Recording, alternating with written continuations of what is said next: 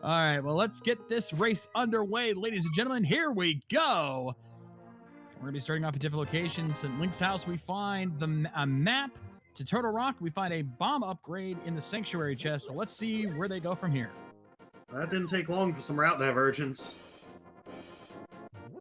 No, it did not. We're starting off on different paths. I think Arboretic is going to be heading over to do a houlihan run, while Solski is going to be heading up to Uncle and setting up the tree pool as well.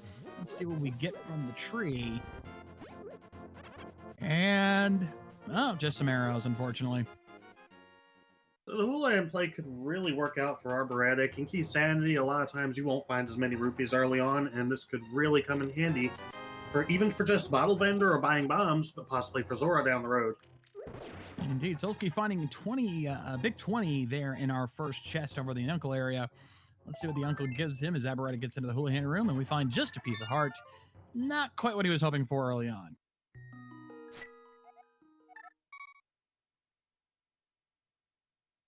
Arboretic taking care of these rupees, 225. If you're a newer runner, it's worth it to learn how to do the houlihan room. It's simple to set up. And I think Solski's going to be doing the southern route. Looks like it, yeah. It's a little more common here in Keysanity. Normally in like open mode, you would see them go the northern route up to the forest, but considering the fact that they're not going to be able to get as many rupees, they're going to take the southern route and get those much easier to get bomb pulls from the bushes down here so that they at least have a couple bombs going into Kakariko Village. Yep, not all a bad idea. These rupees do have a decent chance to give bombs, whereas if you go to northern route, there's no guarantee you'll get some. And you really want to have a couple going into Kakariko. Exactly. You want at least enough for... You want to try to get at least 3 going in, because you've got the chicken shack, you've got the bomb, you've got the well, and you've got Blind's hut to check. We got 10 arrows there in the race game. I don't think anyone's going to be going for that. Not at all, but it does mean Arboretic can save his or her one single bomb for the bomb hut if that's what they're choosing to use it for. Could be. We've got a small key in the library. That's a tease. Boots possibly required. Now you gotta hope you either get boots soon or you do not forget about that small key. Could be something as dumb as a key to Hyrule Castle. It could be something as important as, say, the key to Swamp Palace.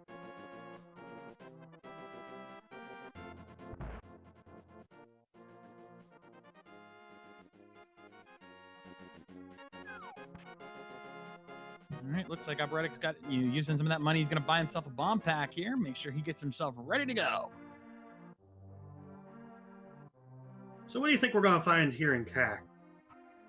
Ooh, that's a good question. There's so many potential items in here. You just never know. We find a heart container. There's that heart container there in the tavern that Arboretic just found. Let's see what's hiding in the chicken shack. I think we're going to find a weapon of some sort, whether it be a sword or a hammer. I think one of them is going to be coming early. Got a compass to Swamp Palace, so that's kind of useless.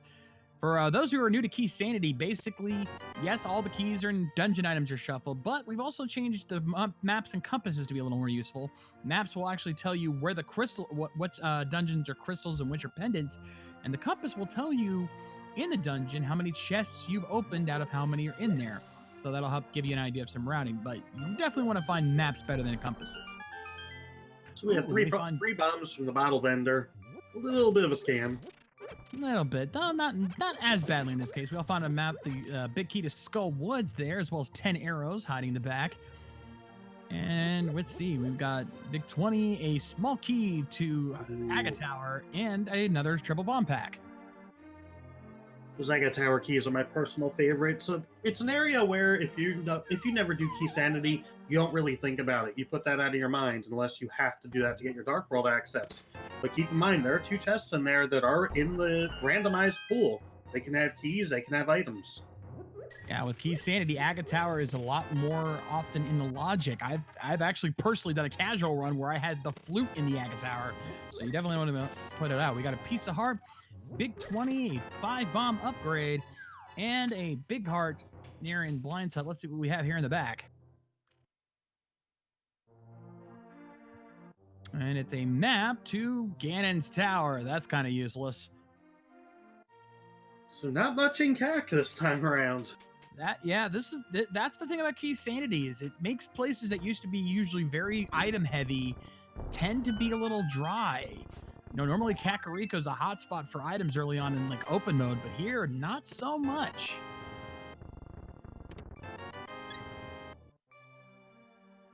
I assume we'll see both of our runners heading up here to the Lost Woods. Maybe check the Lumberjack Cave. Wouldn't blame them if they ignored that for now. Then, to be fair, though, with how few items they've gotten, that might actually be something worth checking out, just to see if it's going to troll them like this. And we've got Powder hiding in the Forest Thieves hideout. Now, well, at least we've got something finally. I might actually turn Arboretic around. He might go to check magic. Oh, no, wait, he needs the hammer for that. Never mind. Needs that hammer. I did say it was coming soon. I could be wrong. Ooh, it's the Power Glove. It's so bad. Good find early on, but doesn't really open up a whole lot at this point other than the back of Escape. True, very true. We'll see if that comes into play later. And it looks like Arboretic is indeed going to go check the Lumberjack Cave. He's heading out that way. Let's see how trolly it is this time. He's going to head in there now, and what do we find?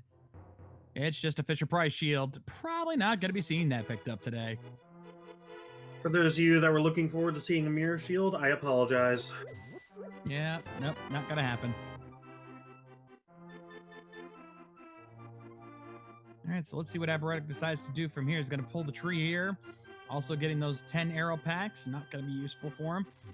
And again, they still haven't found much. Now might be... And the worst part is that they're going to have to probably end up doing the South Shore with just bombs. And Mini Moldorm Cave with just bombs is not a pleasant experience. Not at all. I think Arboretic is going to be making that play on the back of Escape. He's got 14 bombs. He's got his Power Glove. There's 3 items there. It's definitely not a bad call. This is probably the best time to route it in at this point because you don't need a weapon, and if you're lucky, you'll find something that will help with Mini Moldorm Cave coming up. Well, we're about to find out here as he's going to head inside. What do we find? We have Moon Pearl, 5 bomb upgrade, and Das Boots! What are those? Oh, wow. Well, now you can go get that key from the library. Yeah, and definitely, well, at least we're not going to be getting a slow seed this race. Don't jinx it. We don't know where everything is yet. Well, I mean, slow in terms of they're going to be able to run with the boots everywhere. And if I'm not mistaken, did Solski go up Death Mountain? Yes, he did. He made the early Death Mountain play. A bit of a gamble on that one, since you're not going to be able to find much. He does get a small key to Desert Palace, which is not too bad. And just a single rupee there in the dam chest. So this does mean Solski's missing out on the boots for now. So that will slow him down, but I don't think he'll avoid it for too long. No, you're going to check that eventually. He's also missing out on the Moon Pearl as well, which, considering we already got the Power Glove, we're just either a glove or a hammer away from Dark World access. All right, let's see what Arboretic finds here in the dam. Just a 5-bomb upgrade. And Solski now going to see what's over here on Spectacle Rock. And, ooh, got a map up there. That might be... Yeah, if we find the mirror early enough, we might pick that up just to see what dungeon is here. And just a big 20. So Death Mountain is a bust. A small key could come in handy if you find an early book. I'm not sure we're going to be dealing with that. And Arboretic now going to have to make the plague. He's going to do the Mini Moldorm Cave with bombs. Thankfully, he got the 2-for-1 special there. But this last one is being a little trolly. There we go. All right, we got 5 items here. What are we going to find? We got a small key to Turtle Rock. Another small key to Tower of Hera. A big 20. Another big 20. And another big 20. Wow, this seed is... It's holding back on these guys. Yeah, this is nuts. We're already running out of locations. Ice Rod Cave, Agana, or Eastern, unless you want to do Escape without a weapon. May have to. This game might be forcing you to. We'll have to see. Yeah, but that's pretty much it. Arboretic now gonna go check the Ice Rod Cave here. We also haven't seen Bonkrock. Solski's going to be heading there now. Right, that's true. Bonkrocks are in play now. Maybe the logic was telling you to go there with those boots. We'll see if he benefits from that as he finds... Nope, just triple bombs. All right, let's see if Arboretic has any better luck here in the Ice Rod Cave. As we find just another big 20.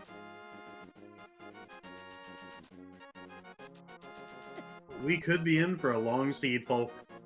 Yeah, this seed is trolling early and trolling hard. This is... We were hoping for a decent seed, but the game has decided, nope, I want to be cruel today. Wondering if Arboretic is going to fake flipper. I think that's the only reason why he wouldn't save quit out, because yeah, he's gonna fake flipper. As Solski does a Houlihan run of his own here, not a bad call to make. Now neither runner will have the rupees for Zora, but you still can check Hobo or the Waterfall Cave and get some insight into a couple other locations. Yeah, thankfully that Moon Pearl does make this a little more viable with the water walking glitch. Also, yeah, as the chat points out, credit to whoever helped put the Maiden sprite in as a playable character. One of the nice little custom options. We got triple bombs on Lake Hylia Island, so that's not going to be getting seen here. Again, this seed is not playing nice. All the good stuffs in the Dark World are locked behind something. I mean, I feel like at this point, your gut feeling would be to go over to Saha Hut and Eastern, and it wouldn't surprise me if there's nothing over there and it wants you to go to a one-off place like Agonite Cave. It really does feel that. Let's see if the Hobo pays out. Now, bear in mind, this is a sequence break, but he's going to get just a heart container for it. So not even sequence breaking is helping these guys. Both of these guys have done at least one sequence break, and neither of them have actually paid off.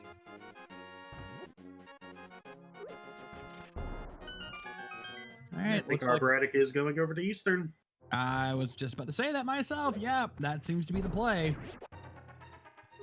And to answer your question, yes, both of our runners have checked Kakariko.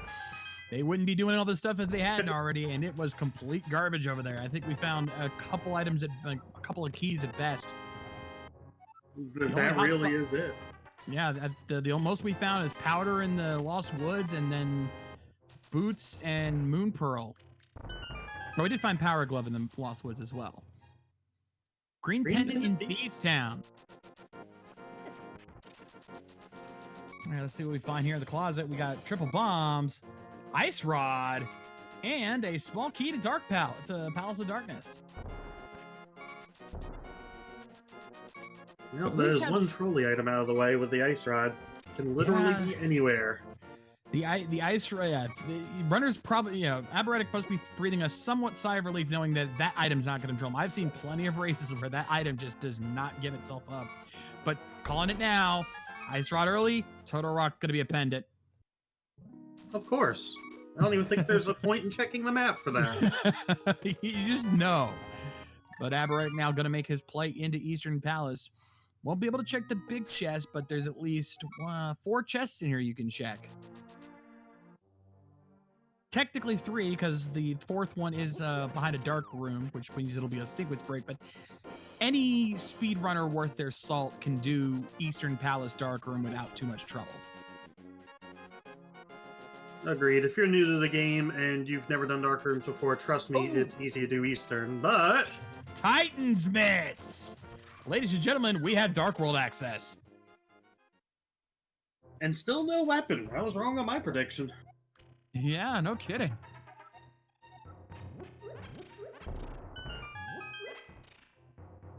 So this is definitely an interesting start here to this race here. No weapons except unless you want to count the ice rod, which really isn't helpful here. And yet we already have Dark World access. Let's see what else we find here. Just a 10 arrow pack. And this seed does not want to give itself up. Solski now going to be falling behind here, Arboretic. And he's going to head into Eastern. He's going to be happy to find those Titan's Mitts, but again, we still don't have a weapon, a viable weapon at this point. Yeah, at this point, we don't have a ton in Dark World open to us with only Titan's Mitts access. You have Thieves Town, you have the front half of Skull Woods, and you have a bit of Overworld. But still not too much open.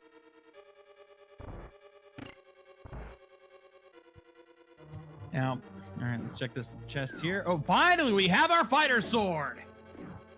And he's not even going to check the dark room. He's going to assume it's trash and just get out of there. Hopefully that does not come back to bite him, but good news in that sword. That's definitely at least that's more than enough for him. And he's gonna head over and do the escape now. Now, some of you might be hearing the Crystal Dungeon music there in Eastern Palace. Do not let that fool you. The music has also been randomized, so the only way you can know for sure if a dungeon has a crystal or a pendant is if you find the map.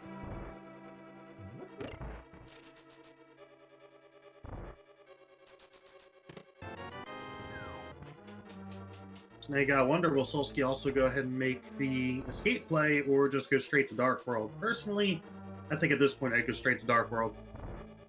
I don't know. Because I've seen with how few of items we found this early on, I get the suspicion you might want to check the escape. I mean, there's still 3 valuable items, maybe 4 if you find the key along the way, though it's highly doubtful. But I'd say consider the option. It is true. Well, we're watching these racers and not me, so we'll see what they decide to do. Indeed, arboretic is going to make the call, and Solski is he's got his fighter sword, but he's going to continue on. He's going to check that dark room, or the vanilla big key room past the dark room, and see what he finds. And yes, Tetsuro's, yes, completing the dungeon would indeed let you know, but we're talking prior to that point. You either go in blind or you find the map. And we find a compass for Ganon's Tower here on Arboretic's side. Not quite what he was hoping for here, but we still got at least 2 more chests along the way to check.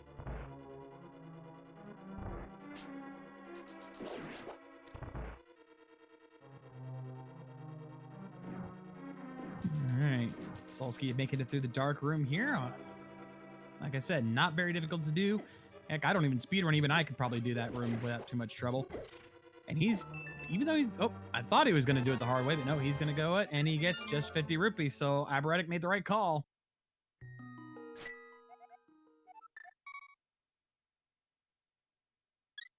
So far, nothing in escape, but still 1 more chest we can check.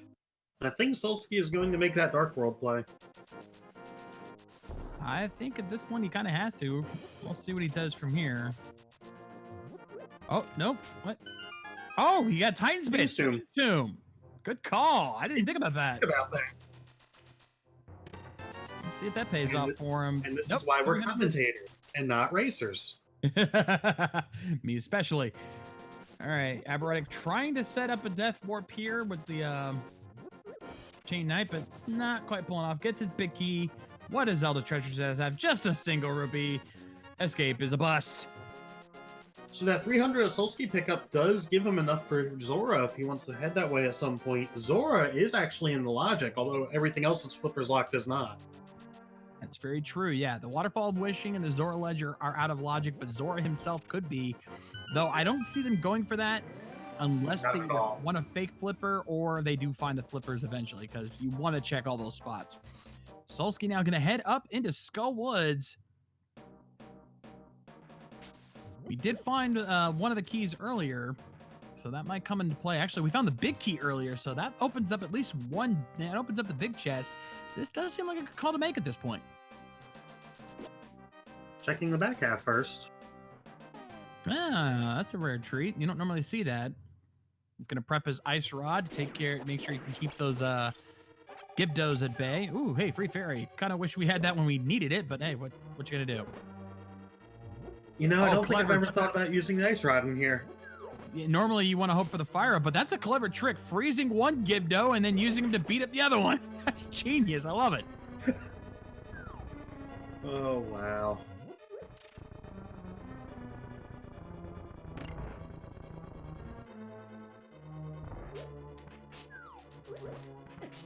Anyway, and yeah, I agree with Sandres. Can we clip that, please? And we find a key to pod there.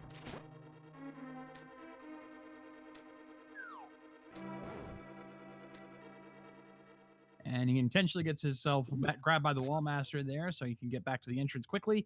Arboretic's going to check the library now. Let's see what that small key's for. Will this be a helpful one? It's for Ganon's Tower. Well, this early on, that's not a bad thing to find because you do need at least one small key to get up the gauntlet. So, you know what? We'll take that. Solski now going to do the bomb jump there and finds a fairy in a bottle. Well, you know what? That's not the worst thing you could find. It is our first bottle that opens up Sick Kid. That's very true. And now Arboretic, he's going to make the play into Dark World.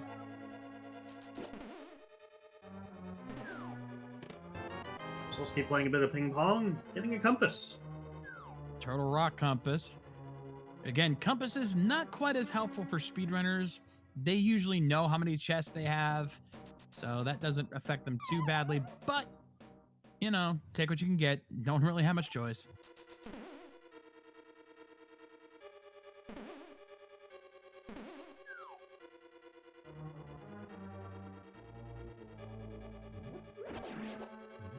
Both the runners almost high-fiving each other a bit there, and we just find 5 rupees here. Still not finding anything good out of any of these chests. You know, when the bottle's the best thing you come with, that's just not what you're hoping for. Let's see this last chest. Hey, there we go. Flippers. Remember all that talk about things like Zora Ledge and Waterfall not being in the logic? Forget all that. Pretty much. And I think the logic is telling them that's where to go next. And something else to keep in the back of your head, this also opens up our access currently to East Dark World, such as Pod, and we do have a couple keys for that, although I suspect our runners are going to want a couple more before going in.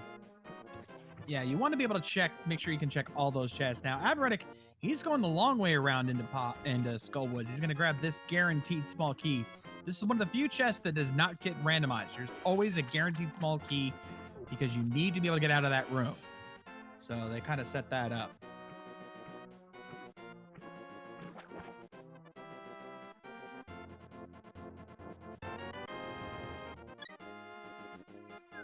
All right, Solski now getting his big heart there from the hobo. And of course, now he's got those flippers. He's going to check the rest of it. Waterfall of Wishing, Zora, and the ledge. This will be our first chance to see all that. Hopefully, this gives him something good. After all the trolling this seed's done, we need some big plays here, people. Arboretic taking a death in Skullwoods, not a big deal. He actually walked right outside. Oh, no, he did not. Well, he's still not too far away. Nah, it's not too bad. Nah. All right, Solski now heading up to the waterfall. Let's see what we find. There's 2 chests in here, plus 2 in the Zora, 2 items in the Zora area. What do we have? We have Big 20 and a piece of heart. Hey, Seed, you want to kind of let up on these guys at this point? You've trolled them enough already. All right, come on. You know, I get the feeling it doesn't want to let up. That's why I'm pleading with it. Come on, give him a break.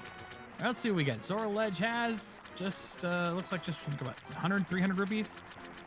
I think it was 50 either way. Rupees that we, at this point, our runners aren't going to get. We have enough for Zora. We have enough for Pod. That's true. Let's see what the big fish gives us here. Is it life lesson, love lesson, or skate or worth? Oh, life lesson. Compass for Pod. Bearings for sale.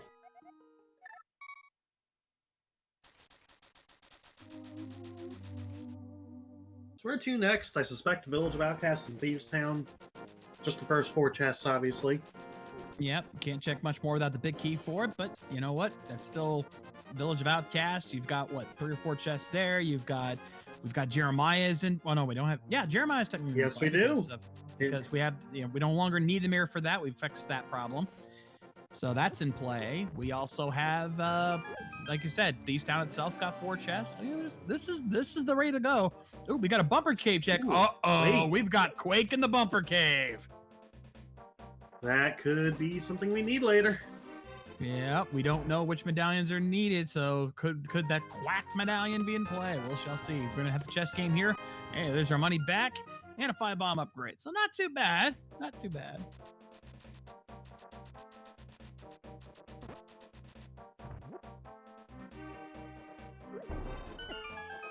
All right, so for next stop for Solski is the Sea Hut, or Abominable Hut, and Arboretic heading to the Sea Hut at the exact same time. We've got small key to Turtle Rock and a big heart, so still nothing yet. I think at this point the seed's just ignoring us. It's going to give him a troll seed. It seems that way, doesn't it? Well, let's see if Thieves Town is a little better off. right out the bait. Ooh, hook shot. You were saying. That's better off. that's what we're talking about. Give us more of that, please. That opens up East F Mountain illogically. We still don't have logical access, though Solski visited it earlier. Yeah, he can already warp up there, so he might consider that option. Ooh, don't think he wanted to take a death that early.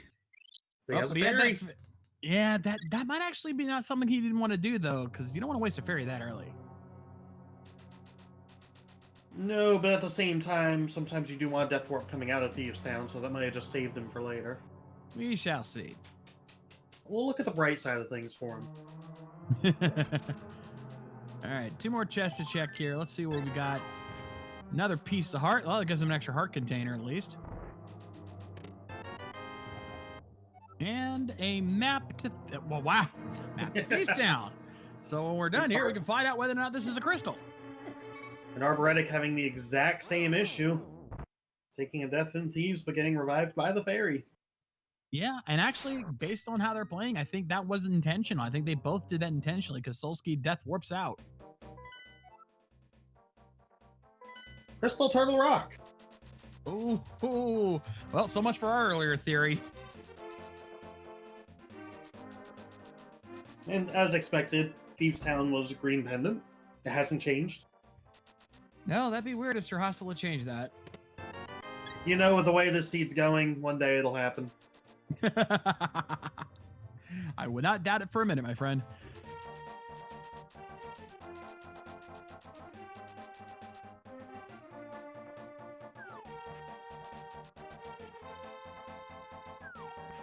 All right. Solski's not going to do Jeremiah just yet. I suspect he's going to do the digging game first because you cannot have Jeremiah with you when you're doing the digging game. That's something really important to know. As a new player, I've made that mistake countless times coming here with either Jeremiah or the purple chest and getting rejected. All right, so how many digs and what will we dig up?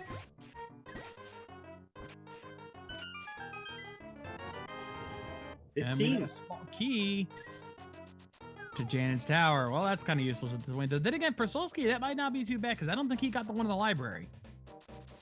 Not yet. Keep in mind, it could be required later on to get through Ganon's Tower if we don't find the GT Big Key. That is very true. That is very, very true. Now he's going to run back and pick up Jeremiah. Also, for anyone who's curious, why do we call him Jeremiah? Well, Jeremiah was the bullfrog, and he was a good friend of mine.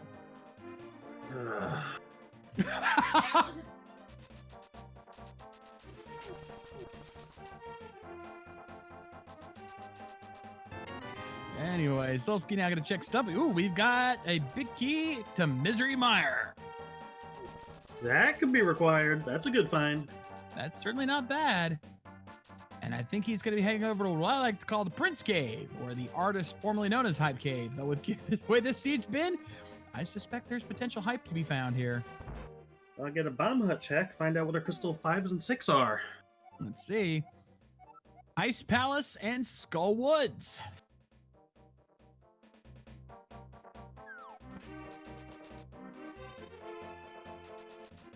So at this point, the only thing we really want to find out is what our other 2 pendants are, and we'll fill in the rest as crystals. Pretty much. All right, let's see what Solski finds here in the Prince Cave. We got a piece of heart starting things off, and we've got literacy, hammer, piece of heart, and triple bombs. You know what? I'm going to call that a pretty decent hype cave. Agreed, and keep in mind, we have that desert small key on, I believe it's Solski's side. That can now be put to use. Yeah. It's not uber hype, but that's pretty decent. I'd say that's pretty decent hype cave. Yeah, anytime you find a hammer, that's pretty hype. Yeah, that's very true. It also opens up more efficient routing right now. We can check Pyramid and Catfish if he chooses. Indeed.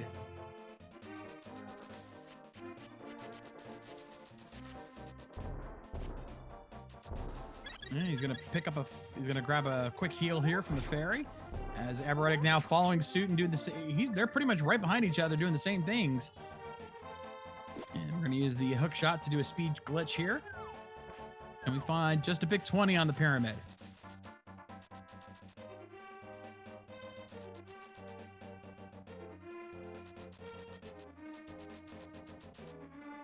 Good job by both these runners on thinking ahead and with it, just about to save and quit and going, wait, I can now route in more with this. That's something that's easy to overlook. It really is. You've got an idea of what you want to do in your mind, and then something comes along and changes it. It's that adaptability that makes these races much more interesting. With your standard speedrun race, it's about the execution, making sure you hit every note just right. But with these races, you have the added adaptability, adapting on the fly to whatever comes up, that I think makes these just that little bit more exciting. All right, let's see what the catfish has for us here.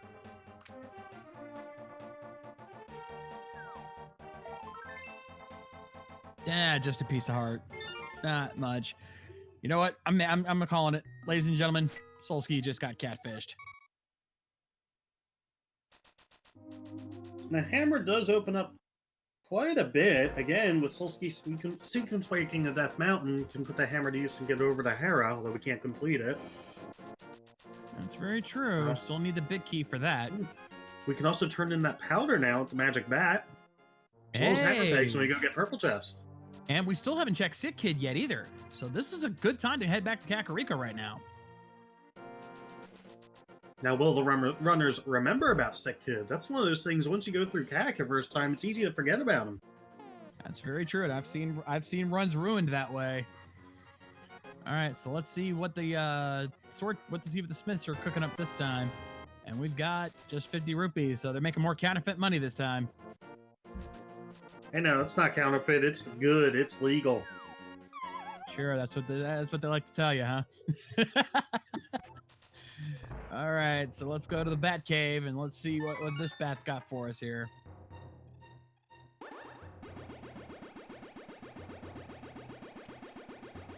And we have just a 5-arrow upgrade. Arboretic is going to check Sick Kid. Hey, we know somebody remembered at least. And what does he get for a bottle? Just a 50 buck.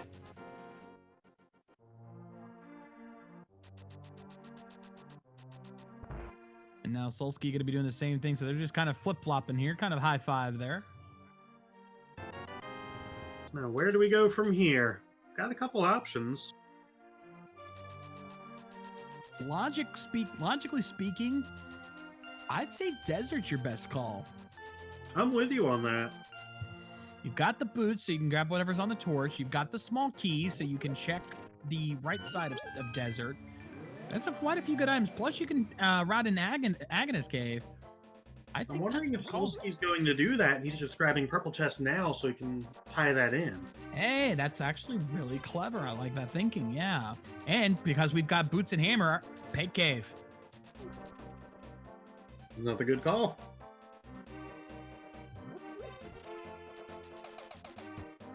And sure enough, that's exactly what Solski's doing. He's going to check the Peg Cave.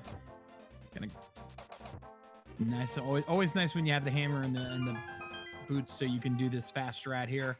Let's see if that pays off for him here as we find just another piece of heart.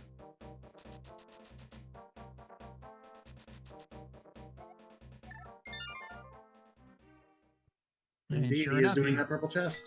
He's doing exactly what we predicted. And yeah, small key to desert might be a sequence break there, Lord Zenu, but if you've got it, now it's time to route it in. And speaking of sequence breaking, Arboretic now going to head up to Death Mountain. He's going to be getting that small key. So he'll be probably doing a similar route not too long from now. Though I think in this case, Solski's got the advantage here because he's already done this. So he can route this in and has a much better chance of finding items in this route. Then as I say that, I just realized he's got hook shot. So he's going to check East Death Mountain immediately. And the Paradox Cave, or as I like to call it, the New Hype Cave, because it almost always has something. Ooh, big key on the desert ledge. Ooh, that could be something. Where do you think it's to? That's a good question. Could it be, the worst it could be is something like either Ice Palace or Swamp Palace, since you really don't need the big key for that. But on the other side of the coin, it could be the GT big key, which would make them very happy. And speaking of sequence breaking, Arboretic now going to head up to Death Mountain. He's going to get Yeah, I can see the seed giving them the Thieves Town big key. Congratulations, you can go complete the pendant dungeon. Very true, very true. But we'll see how this plays out. Is Solski going to make that call here? He's going to start his run in Desert Palace. Right now heading up the Spectral Cave, finding out there's nothing there. 10 bomb upgrade. There in the center chest, and he's going to head to the right.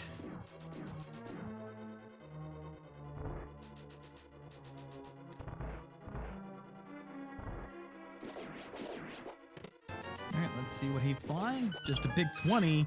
Arboretic now heading over to the Paradox Cave. Oh, small key to pod. Hey, keep adding those up. We'll take more of those.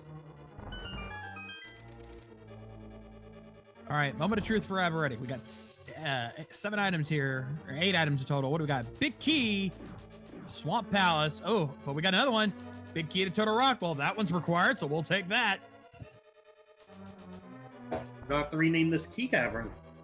I know, right? We got Bombos in Desert on the torch. Ooh.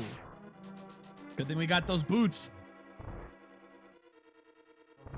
That could be required for Turtle Rock. I imagine we'll find out soon on Arboretic's side.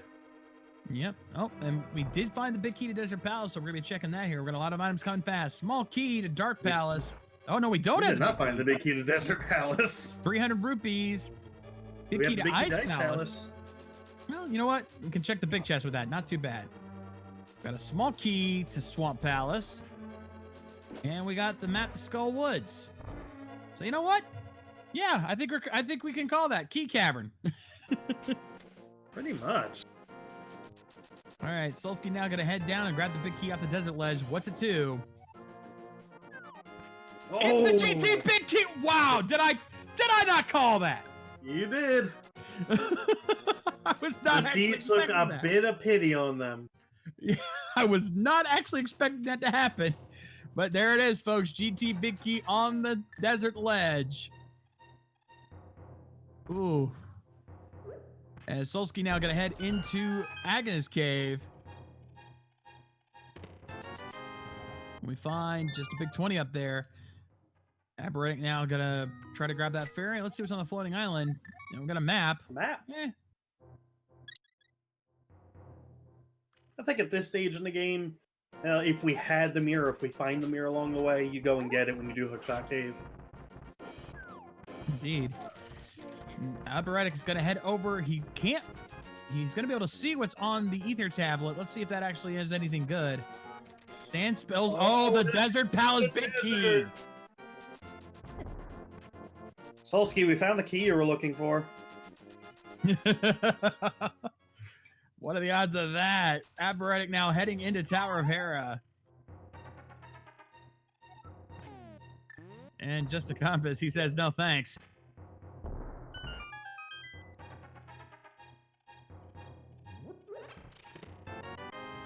So let's see what we find further on here. B-Torp there in the Tower of Hera. Now we've got the small key. If he wants to brave it, he could go check the basement, but he's not going to. Because he doesn't have a fire source. Fair point. What was I thinking? The same thing I think half the times I'm looking at that. It's easy to forget that part. It is. But Arboretic's gonna head back now. Probably gonna do the Spiral Cave, which thankfully he has the boots, so no slow strats this time.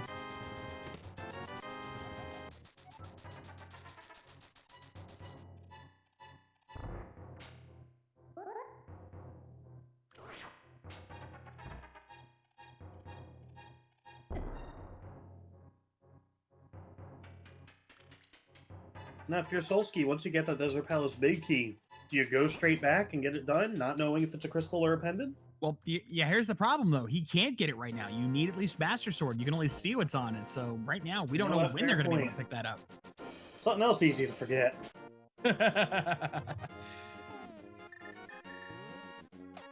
Oh, and Arboretic now, since we've got Dark World access, he's going to head over and check Dark Death Mountain. That gives us the Super Bunny Cave and the Hookshot Cave.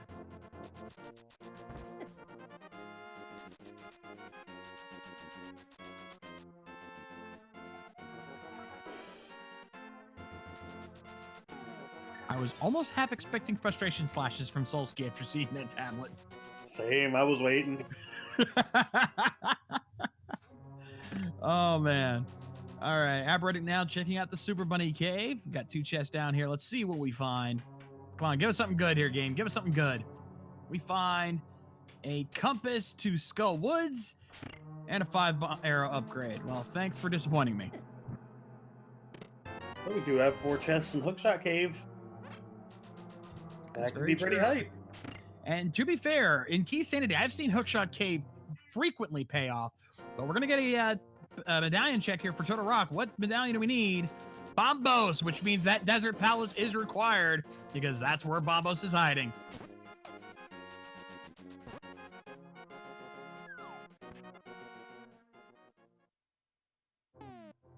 All right, so let's see what arboretic finds here in the Hookshot Cave. We've got a small key to Skull Woods.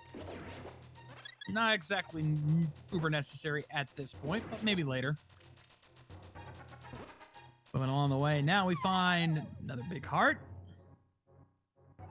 A small key to Ice Palace. Well, that's certainly not bad. Can always use more of those. And a map to Desert Palace. Now we'll know if Desert Palace is required or not.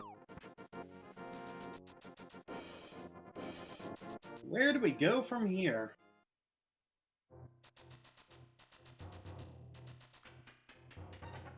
It's a good question. Let's see what he does next. Yeah, I saw chat talking about this. There's not much left that's actually in logic. You have parts of Ice Palace. You have Pod. Although I know our runners don't want to spend that extra small key in Pod. No, definitely not. You want to try to save up your keys appropriately, especially considering some other things that could come up later. But well, most of our runners know what to do with Pod, so they'll be very careful about that. And Solski's gonna, since he has Bombos, he's gonna go ahead and open up Turtle Rock. He won't be able to go into it. And I'll hover everything. I don't even think a god hover like Andy could hover that entire dungeon on his own. You hear that, Andy? Are you up for the challenge?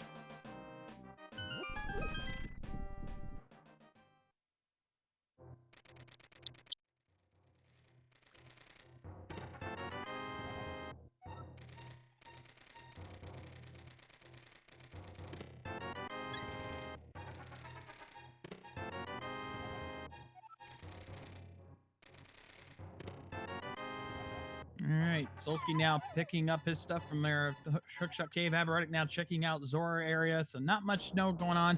This is where I like to take the opportunity to remind you folks, if you're enjoying both of our runners, make sure you give Solski and Arboretic a follow on Twitch. They're playing hard for your entertainment, so give them some love, folks. So we got a map check. Nothing new for us, though, unfortunately. Still waiting to find those 2 other pendants. Yep.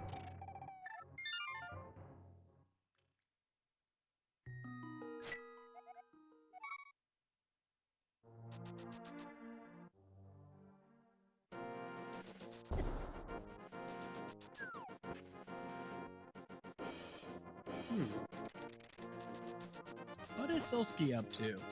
Oh, you know what? Dark room and escape? Either dark room and escape, or since we have that key, maybe he's checking Aga Tower. Well, we don't have access to Aga Tower yet. We don't have the cape or the Master Sword. That's a good point. Good point. Wait, he hasn't done he hasn't done the dungeon area escape. Only Arboretic did. Yeah, good point. So that's where he's going. Okay, that makes sense. Unfortunately, there was nothing back here of value. Nope, just a waste of time.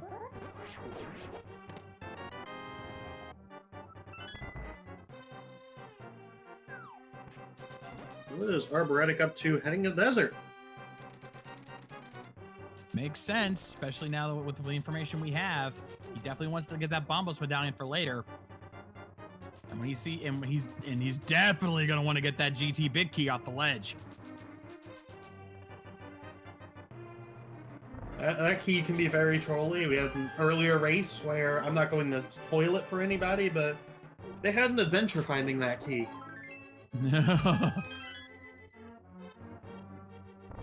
I've seen similar races to that, my friend. I can imagine. My first Keysanity I ever played, the GT Big Key, was in location like 208. Ouch. Yeah, that was my Keysanity introduction. To make you feel a little bit better, my first attempt at Keysanity, I didn't even complete. I couldn't do it.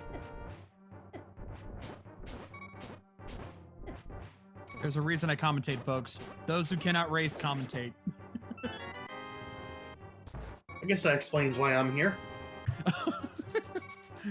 Sorry, didn't mean to insult you there. Yeah. No, you're fine.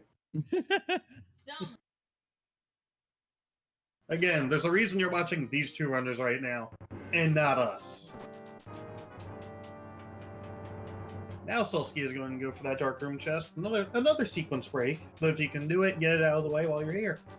It's not too hard to do. I'd say it's a little trickier as opposed to Eastern Palace, but not by much.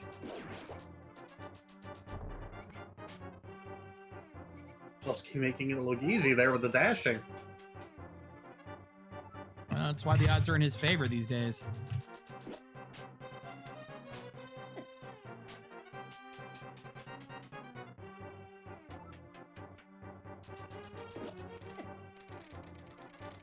Let's see what he finds. He's heading it. He's in the room now. Does he get something nice out of this, or is this just a troll? Yeah, just a big 20. It was just a troll. I think we found all the big 20s at this point. At least it seems that way. It feels like it, doesn't it? We've found a ton of them so far. Yeah. Same with all the capacity upgrades, but we're not finding much outside of that. Kind of have to agree with what old Mr. Sunshine in the chat brings up. Yeah, I think now's the time to start really looking at dungeon diving. Ice Palace might be the play. And at this point, we can go ahead and complete it. Do we have the big key? Yes, we do. Yes, so we can get the big chest as well. I don't see any reason not to go run Ice Palace at this point. I mean, yeah, it's trickier without half magic and only using Bombos Medallion, but sometimes that's what you have to do with the logic just forces you. You have bottles, you can go get rupees if you need to, or in Solski's case, he has the rupees. Go ahead and get it done, get that 5-6 crystal. And Arboretic also trying to open the big chest. It cannot be forced open, unfortunately. Nope.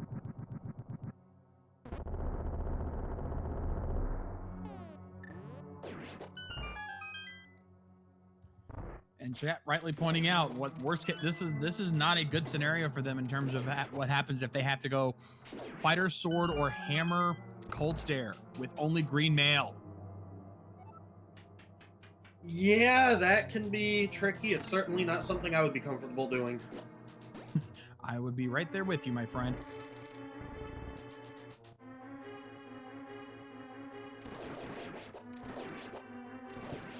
And you gotta wonder, with only that equipment, if you're these runners, if you find progression in here, do you bail and come back later? Oh, speaking of progression, we have found the lamp. Well, that opens up Hera Basement right now in a couple of dark locations. Also opens up a bit more a pod, logically. Yeah, and that means now all the dark rooms that Solski's done now are back in logic, so he's pretty much back in play.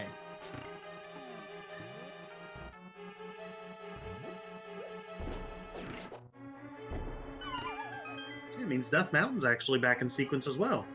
Yep, we are fully back in sequence at this point.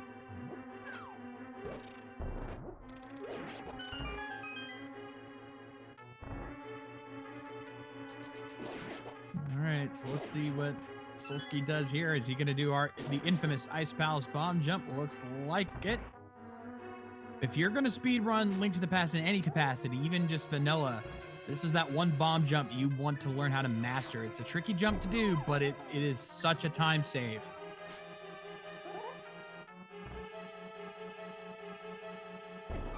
It's really not too bad. There is a visual guide for it. Probably out of all the bomb jumps, this is one of the easier one. Although it can be difficult when you have to move a pixel, as you see Solski trying to do. Yeah, in fact, Solski's going to go ahead and use one of his potions because he's running dangerously low on health there, as Arboretic is making the play on pod. I like this. Which play works out more? Now, I do like that Solski has the lamp, though, but if Arboretic knows the dark rooms, that's not going to be an issue. Indeed. It's one thing I've always said about these kind of randomizer races is about what routes do you take, what gambles do you make, and most importantly, which ones pay off. So this could be a moment of truth here for those two runners. One thing to note, though, is that Arboretic is going into pod with only 3 keys, so he's going to have to be very careful about where he spends those.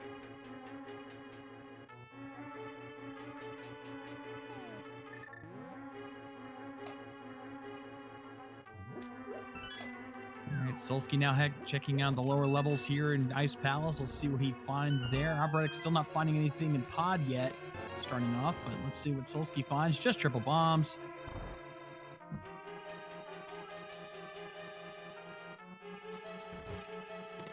You know, if Solski finds the bow in here, that could be huge. Absolutely. That would mean he gets to save a key in pod. Which might not sound like a big deal, but if those keys are in trolley locations, that could be a huge difference at the end between going straight to GT and having to do more searching. Indeed. Oop, small key for Turtle Rock there for Arboretic. Not super helpful, but could save him some time later on. And we find Blue Tunic. Well, there goes that threat. Still not a simple fight, but that really helps. Solski's probably breathing a sigh of relief. Yeah, with as much health as he has, that Blue Tunic will become much, much more effective. He's still got a couple more chests to check here. Arboretic now going to head downstairs. One of the easier dark rooms in pod, but, kind of wishes he had gone to Ice Palace once he finds out the lamp's there. And 300 rupees. Ooh, someone call Phantom Ryu, because that's got to be Kane. So, we can now make a visit to Turtle Rock if we so choose. Yeah, I wouldn't risk it without the fire rod to be safe. True, but you know how many races I've seen lately with fire rod in Turtle Rock? I don't doubt that for a minute. Oh, and Arboretic found Master Sword hiding in the downstairs area. Good find. Indeed, certainly not bad at all. Now, will we see Hammer Jump? Oh, the other more infamous bomb jump here is the Hammer Yump.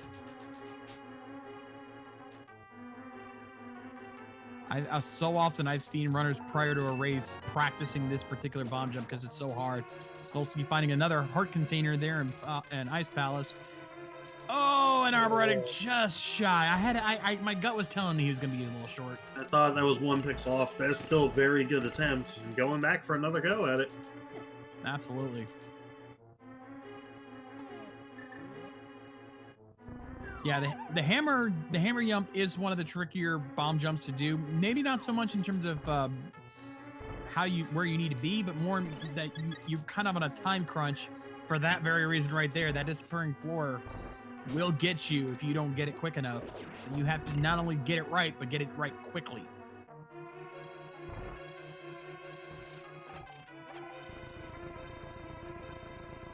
And with Keysanity, this hammer jump is pretty much essential to master to help save you as many keys as you can afford to get in pod. Right now, Arboretic has to do it because he's out of keys. He needs to do this. And meanwhile, Solski making the play on Cold Stare. Let's see how this goes for him. That's one advantage Arboretic will have, having Master Sword whenever he goes to Cold Stare. Yep. He might still end up using Hammer strats on it because Hammer does do more damage. But nonetheless.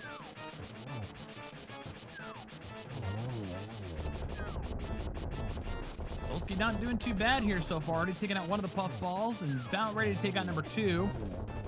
There it goes. And now there we go. And there's number 3. All right. What does the ice puff ball drop? Just triple bombs. But he gets his first pyramid crystal. Ice Palace, apart from the lamp and blue mail. But, blue mail, it's not something you're actively seeking out right now. Never required, but always nice to find, basically. There we go. Now Arboretic's got it. It can be tricky moving that one single pixel. Gonna open that up. Unfortunately, he does not have the big key to pod, so he will not be able to check that big chest. Means he will have to come back there if that has anything.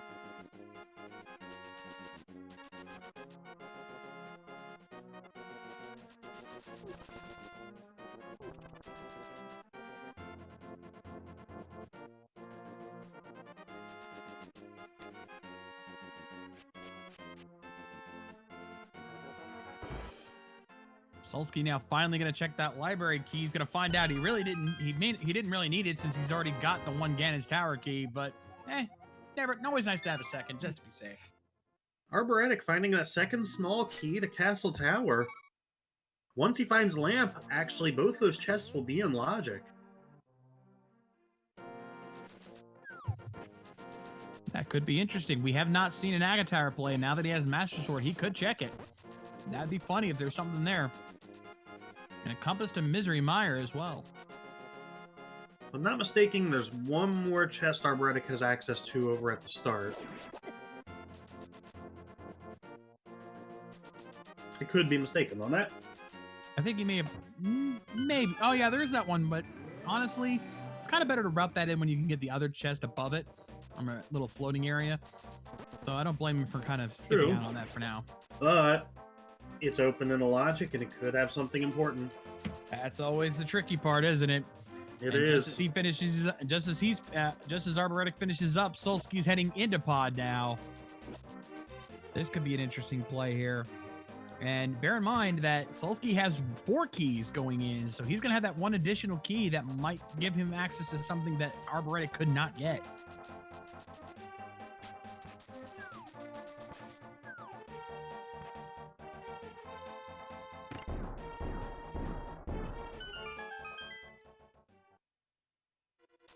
Where is Arboretic going?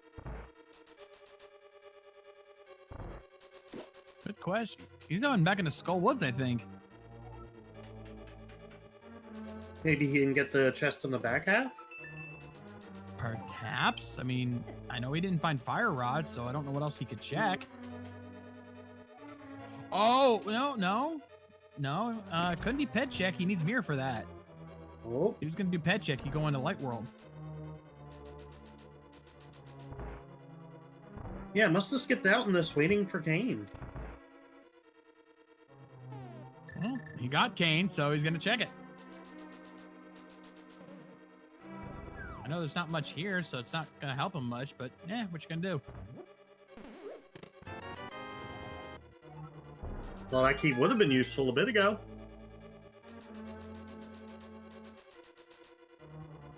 All right, Solski, he's actually going to take his the 3 keys he's got left. I forgot they had to spend that key early on, so there's only got 3 keys now. He's going to go ahead and check this floating chest and the big one and the one underneath it. Let's see if he finds something else that Arboretic did not, and if that's going to be worth giving up possibly one of the other items he's going to miss. Just a piece of heart up top, unfortunately.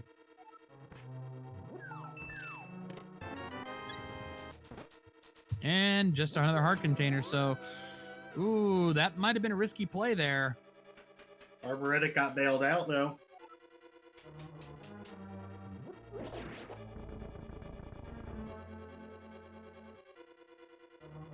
All right, so looking at our items right now, there's not much we could possibly do. I mean, we know Tower of Hera basement's now in play. That might be an option. No, it's a bit out of the way. I'm trying to think. What else could they do? Castle Tower. Castle Tower. There's 2 items right there. At least for Arboretic it is. Hopefully Solski can get his Master Sword. I think that's downstairs, so he'll be able to get both of those. And speaking of the Master Sword, we can now get the Desert Palace big key and complete that. That's true, because that was up over on the Ether tablet.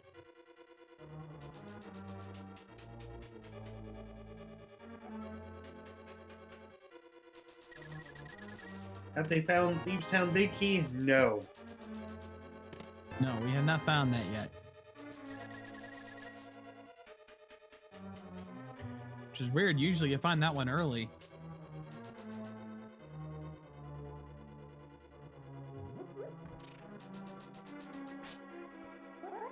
All right. Now it's Solski's turn to try the Hammer Yump. Let's see if he has better luck than Arboretic did.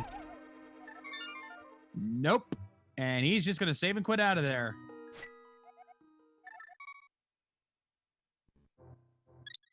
Thankfully, it won't be a big loss for him because there's not much there anyway, so that might help him out.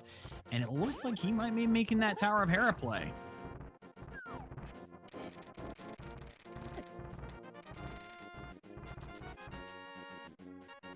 Gotta love those dead rocks. Always such fun getting in your way on everything, isn't it? Oh, so much. My favorite enemy in the game. I always call them the unofficial mascot of the randomizer tournaments because they troll you at every step. Oh, was that a blue pendant at desert? Oh, Hold on. Hold on. Yes, it was. twist the knife game. On the plus side, we only need to find one more pendant and we know where everything's at. On the downside, of course, we have access to complete a pendant dungeon and not a crystal. Isn't that always how it is? It really is. Keysanity such a joy. Watch. I'm calling it now. One of those pendant bosses is going to have a necessary item to complete a crystal dungeon. No, we'll end up all of them all of them get completed and Pet has nothing. Yeah, but we'll find out what, odds are good. If they're going to even consider pedestal, they're going to check it first. We have the book. Yeah, I think at this point, there's no need to worry about it, at least until you get the Thieves Town Big Key and you know you can get 2 of them. All right, Solski now going to head into the basement here in Tower of Hera. Is he going to do coffee? Is he going to do coffee break strats, or is he going to play a little game of dodge tile? Looks like he's setting up for the invincibility strats.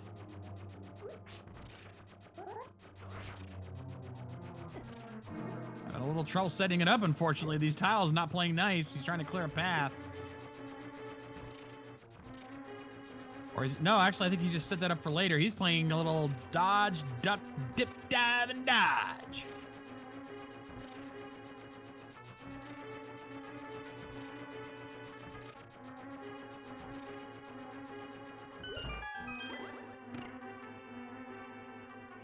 There he goes, gets that set up, gets through, goes right on in.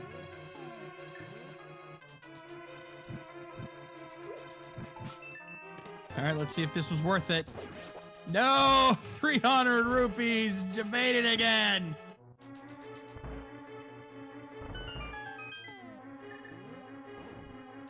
All right, game, where do you want us to go? That is a very good question.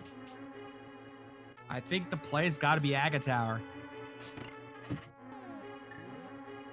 Yeah, I think you'd get that done and out of the way first, because it is a quicker check than some of the other options. The chests are both very early on. Solski might be going over to Turtle Rock. Ooh, that's a gamble. This early on, that is a huge gamble.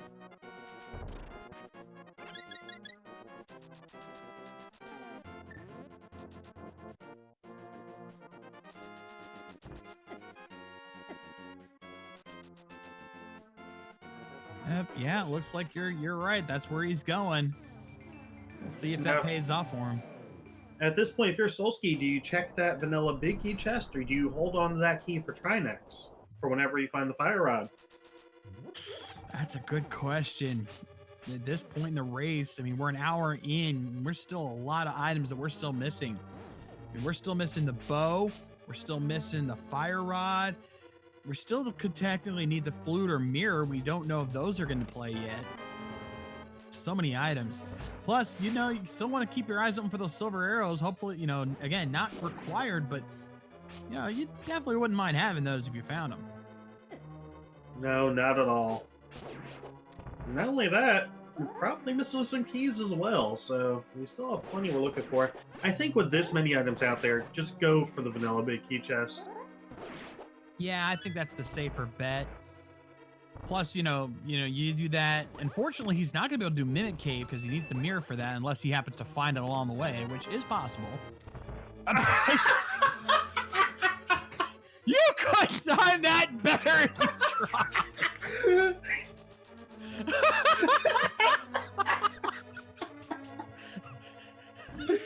Commentator's blessing, ladies and gentlemen.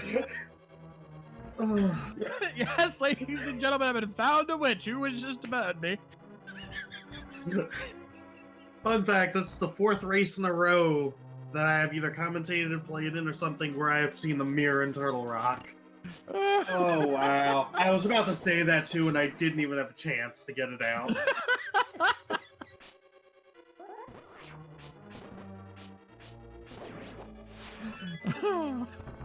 Zero to know what you missed was just as I said, there's the potential of finding mirror in Turtle Rock. First, immediately after he opens the chest, and there it is. And he checks the chest. There's another small key to Ganon's tower. Oh, I needed that. Is the fire rod next? You know what? At this rate, it's gonna be a mimic cave. It has. There's got to be something in Mimic Cave now after that. Come on. Fifth business. We've already found GT Big Key. That's over in Desert Ledge. Both of our owners have it. Well, on the plus side, we've just had a lot more opened up, including all of Swamp Palace. No. Yes, we do have the key. Yep, Swamp Palace. We've got Graveyard Ledge. We've got a couple other places we can check as well. So that really works out. We've got so.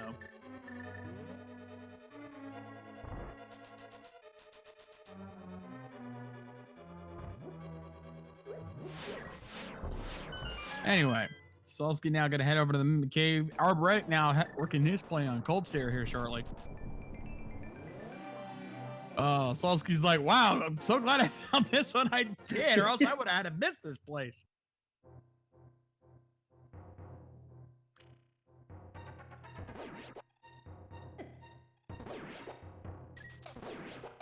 All right, come on, game. You threw the mirror right at us. Give us something in here. What do you got? Just a heart container. So meanwhile, on the other side, Arboretic choosing to use Master Sword Spin Slashes and Cold Stare. There's pros and cons to this. The pros are you're not getting as close to Cold Stare, so it's slower, but I think you have a higher chance of staying alive. That's the trade-off. Big Chest has a map to Tower of Hera. We can finally find out if that's our last pendant or not.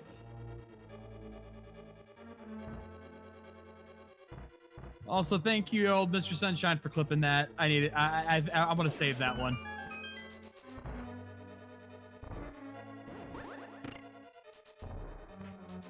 Solski now going to check the roller room here, and we find another piece of heart. But that's enough to get his health back up. I'm sure he appreciates that.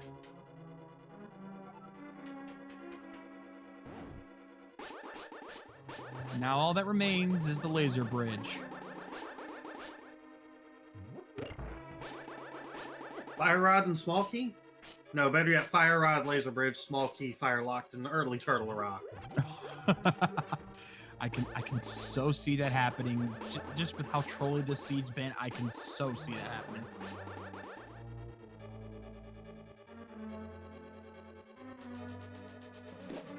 Arboretic's gotta be careful. Couple more hits, but down to 3 hearts. Yep. Meanwhile, Solski now on Laser Bridge. What do we find? We got a big key to Thieves Town. Well, there's that. A small key to Pod. So there's one more place area we can check. 300 rupees. Now he's just gonna get past this red beetle here. Gonna use his Cane of Samaria to kind of do some damage and knock him off. And a compass to Eastern. So that's 2 pendant dungeons we can now clear. So this is a time when I'd start to get worried about, I wonder if pedestal's going to be required. At the very least, you start to think, I'm gonna have to start defeating some pendant bosses, aren't I? Dang it. Indeed. Arboretic heading up Death Mountain, I assume doing the Hera basement, and then we'll see if he decides to go into Turtle Rock. You might have to with that mirror hiding in there. Yes, that is where he wants to go. He just doesn't know it yet. And Solski now, he's heading back in. I think he's finally going to make his play on Aga Tower.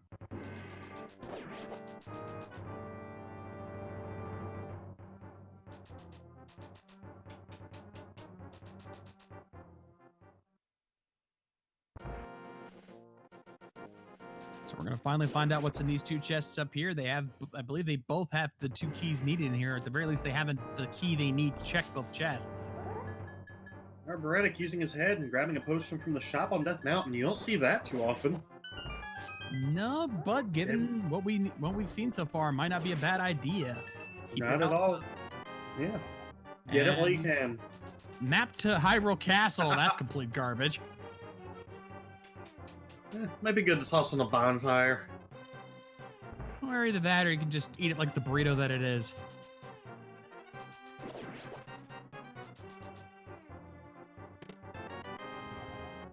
And a small key to Thieves Town. Well, that means the big chest is now in play. So it's a good thing he checked this before he went back into Thieves Town, because that means he can check that big chest, and if that has something, that could pay off. I think he's going to make that Swamp Palace play. Ooh. Well, we've got the keys that we need for it to complete most of it. And we do have the big key for it, so that might not be a bad idea. I tell you, if we complete Swamp and it turns out to be a pendant,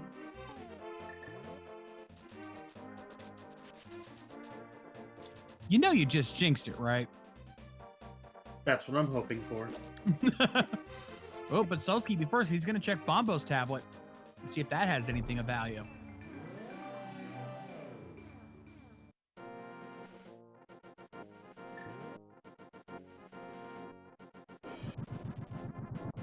All right, let's see what this tablet gives us here. And it drops just a piece of heart. Not what he was hoping for there.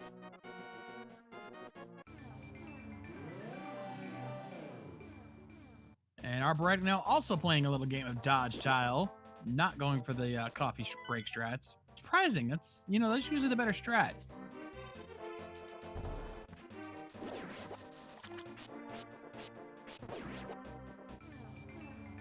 Nothing new on the map, unfortunately. Still looking for that third pendant. It's teasing us there, Flame.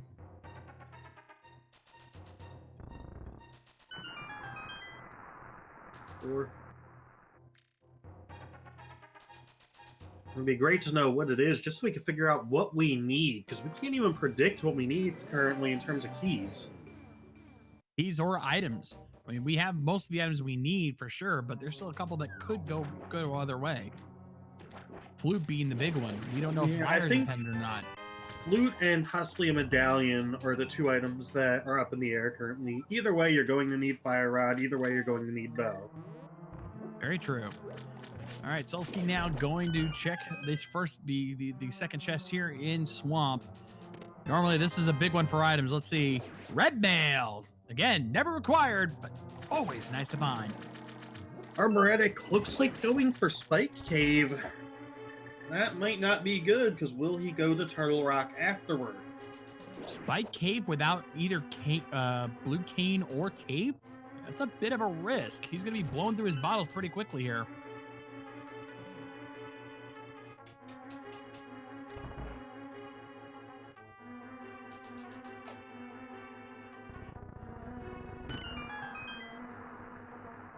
But he gets through it. Let's see if he finds anything.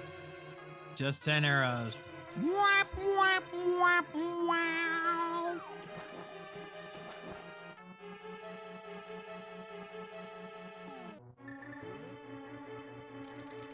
Well, that doesn't look like going to Turtle Rock. That is not good for Arboretic. Yeah, it is not.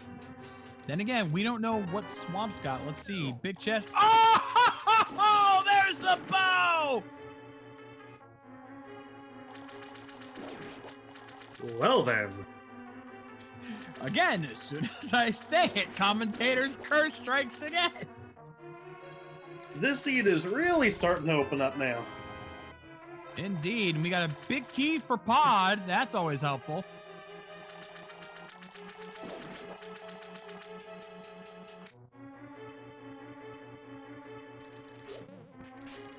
Arboretic heading back over to the desert. We haven't seen this yet. Could be something like the fire rod. Could be the flute. This could still end up being a good play. We'll see. Though I think right now the money is on Solski's side here because, yeah, getting that mirror gave him access to the bow. Yes, I agree.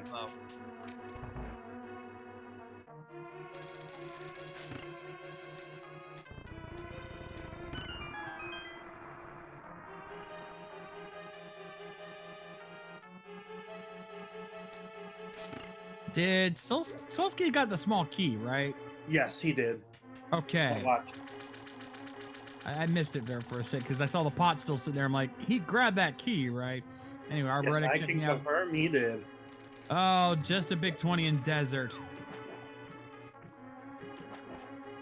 Will he go for the landmo kill? I assume so. At this point, he probably thinks it's time to start killing some bosses and checking those pendant dungeons. It's also possible he's not aware that it's a pendant. I haven't really kept up with who knows what on that regard. It's tricky to do. I mean, we track as much as we can, and shout out to our tracker Dude for keeping us filled in on keys, on their key counts and everything like that. Not an easy job, I can assure you. 10 arrows start there for Solski, as Arboretic's making his way up to the land mollusk, and just a big heart. Solski is up to 15 hearts. This is a healthy seed. We're getting all these hearts because we weren't able to get any items for the longest time. Yeah, that's one thing about Keysanity I've always seen, though, is that unlike other modes, you're almost guaranteed to have a ton of hearts by the end of a Keysanity race.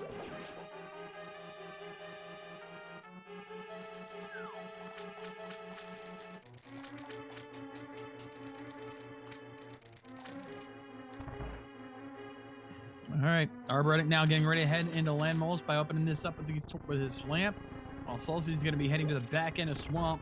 Still got 3 more chests to find, and of course Argus himself. Hopefully one of those drops something.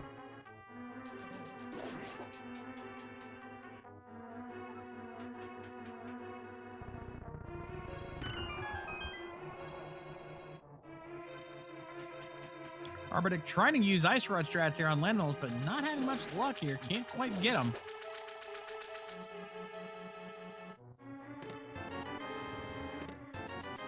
And we find triple bombs and a big 20.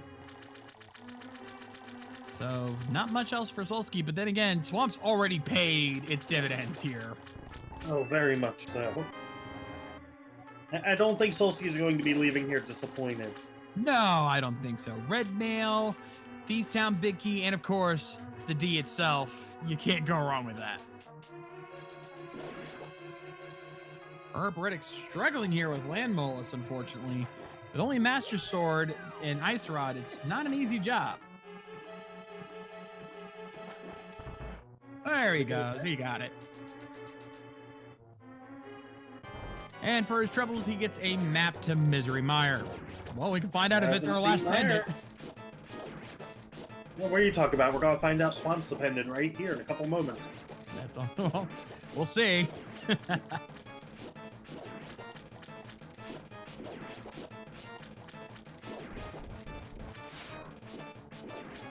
Alright, go to Turtle Rock, Arboretic. I feel like doing the Jedi mind trick. You will go to Turtle Rock. Fortunately, not. No, it doesn't look like it. Solski now using that Ice Rod on Argus. A little tricky to do, but then he's gonna have to rely on some spin slashes. Arboretic making that Castle Tower play. It's not a bad call, but it's not gonna pay off much for him. Just a piece of heart from for Solski, and it's a crystal. Darn, I couldn't curse that one. But I think these owners have had enough this race. They're ready for some normality.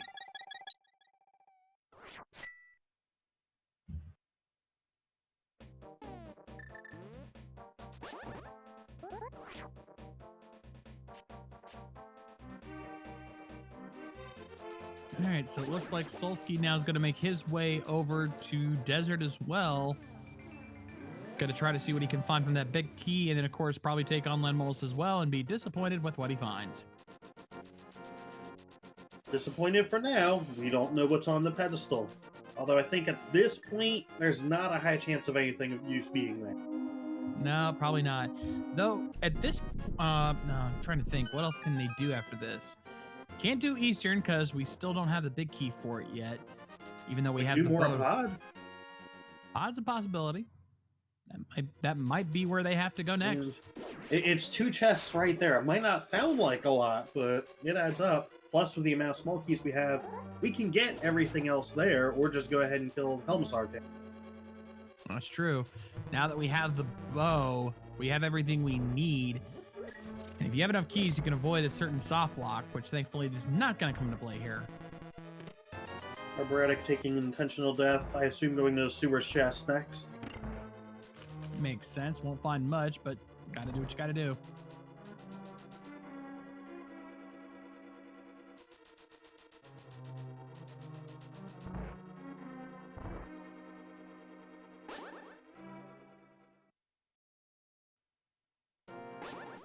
And to answer a question, Jet, yes, both of these are speed runs, hence why we have the timer in the upper corners.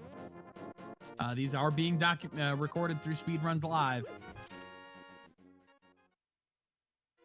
Yep, these runners are racing each other, both for their tournament lives.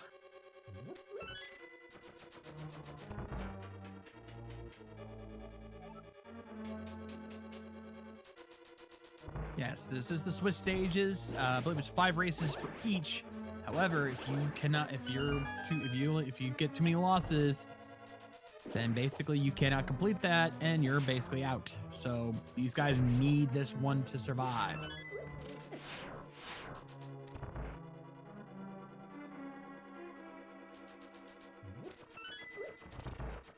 There we go, Arboretic going to Death Mountain. I assume going to Turtle Rock. I don't think there's anything else he can do here. No, he doesn't have near as much stuff as Solski's been able to find because he needs that mirror.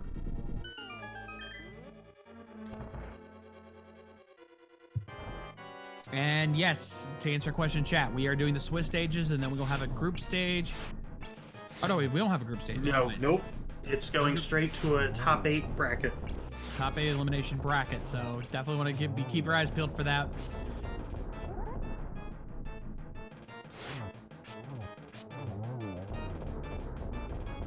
Very nice fight there for Solski. Much faster kill on Landmolus. Gets his map to Meyer and gets his blue pendant.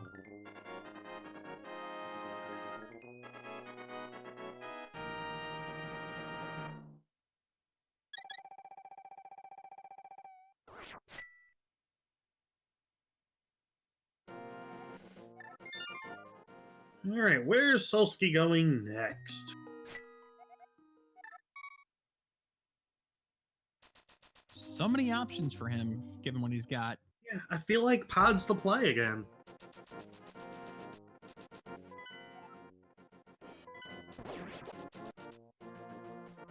I believe there was a crystal up in here.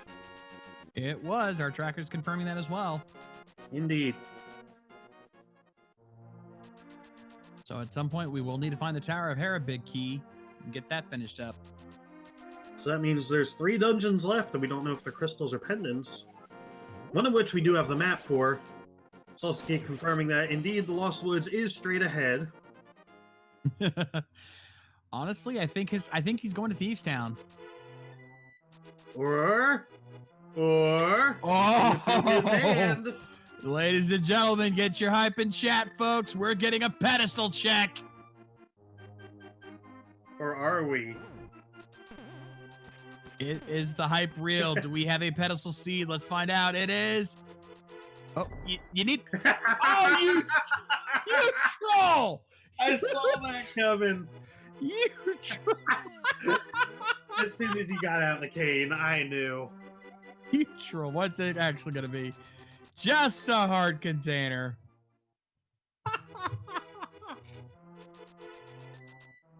Based on that, I assume he feels like he has a comfortable lead. Yeah, I really don't blame him. Also, can somebody clip that, please? This has been a very clip-worthy seed.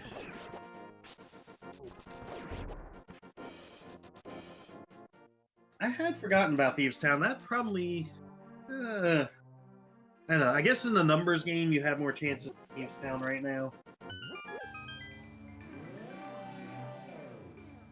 Oh, man. And it is a green pendant, so that is an extra item. That's very true, yes. With Sir Hospital holding an item, that could potentially be one more thing they could look for. So this is definitely not a bad play, as Arboretic finally gets his mirror from that rather funny location. All those chain chomps not cooperating with him. But good for him. They're saying anti-fire is out here, and Seed was kind enough to give us powder earlier. Finally Very coming true. to use. Yeah, you definitely want to make sure, you definitely want to take advantage of that powder if you get it early. Yeah, in terms of go mode items we're looking for, we know we need the fire rod. We might need flute and the medallion, and aura medallion.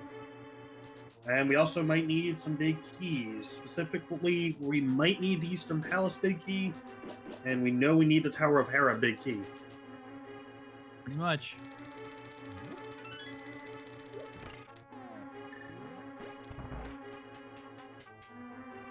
Also, thank you, Yanni Man, for the clip.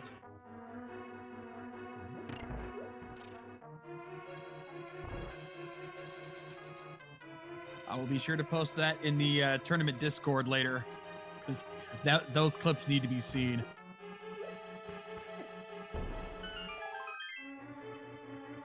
All right, Solski finding a PC heart upstairs as he sets up the blind bomb hole.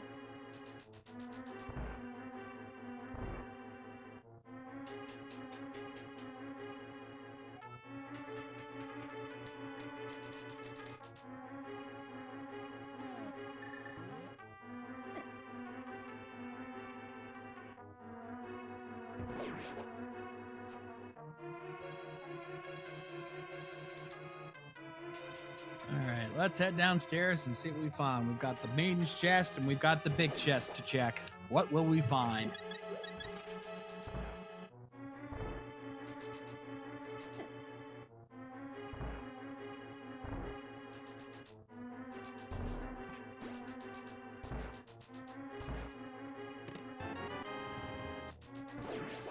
Oh, fire rod in the maiden's chest! What a find for Solski. He is definitely right back on the right track now. Could you say Solski's on fire? I thought my puns were bad.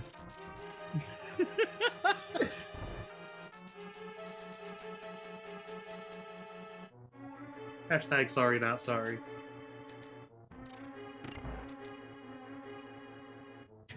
Oh, man. So Solski now going to head in and fight blind here. Get his green pendant and hope that the Sir Hassel gives him that last item he needs. If he can get the flute, and maybe one of those other medallions, he'll be in good shape. Now, bear in mind, we know Quake is on Bumper Cave. If that's the medallion for Misery Mire, that's gonna, and that ends up being the last crystal. Ooh, that's gonna be harsh. I had forgotten about that. I knew there was something up there. Couldn't remember what. That would mean we're still searching for Cape.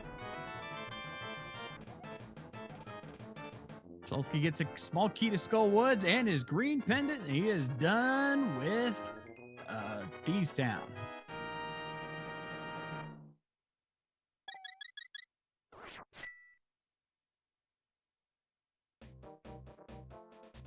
Arboretic, unfortunately, out of magic, searching for some.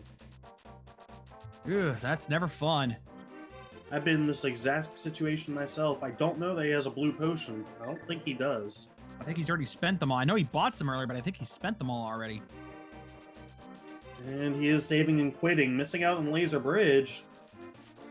That could come back to haunt him, considering there is a big key over there. That'll cost him some time. Is Solski now going to check out the graveyard cave?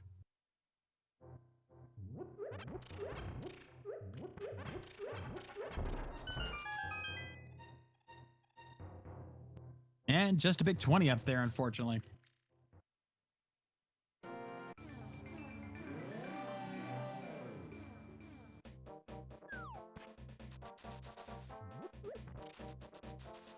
So at this point, I assume Solski's going to go over, finish Skullwoods. You can get that done. You can go ahead.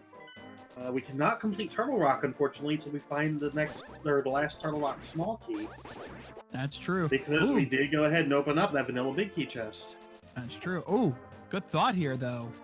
We have Fire Rod. We can complete Skull Woods. That opens up 2 other spots. Because you remember what that opens up. That fairy. Uh-huh. Pyramid Fairy is in play. Sorry about that. Solski now also knows about the Quake Medallion over on Bumper Cave.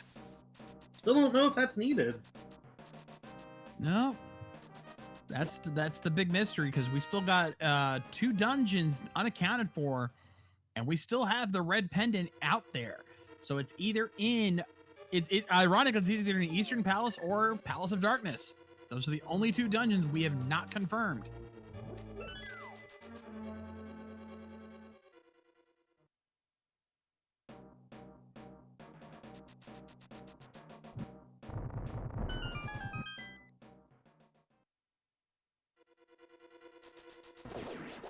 Arboretic now working on Swamp Palace. He's going to be very happy with what he finds in there. And getting the crystal out of that dungeon. Is Solski now making his way into the back end of Skull Woods. Fortunately, he's going in with only Master Sword. So he's going to have to rely on Hammer and Fire Rod for the most part to get through here. Ooh, good time for full magic drop. Always nice to get that extra magic when you need it. Yeah, the thing with Solski going back to the pod is there hasn't been a reason to yet. No. We still don't know if it's a crystal or pendant, and you don't want to risk diving in there until you have enough keys, which he does, technically. But you also want to make sure you know it's worth the trouble. Bees! Not the bee! Not the bee! Ah! Ladies and gentlemen, the thoughts of Mothula right now.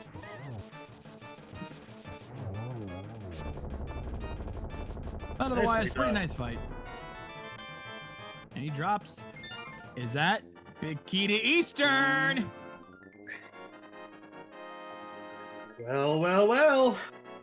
Moment of truth time, ladies and gentlemen. Solski is going to go to either Eastern or Pod.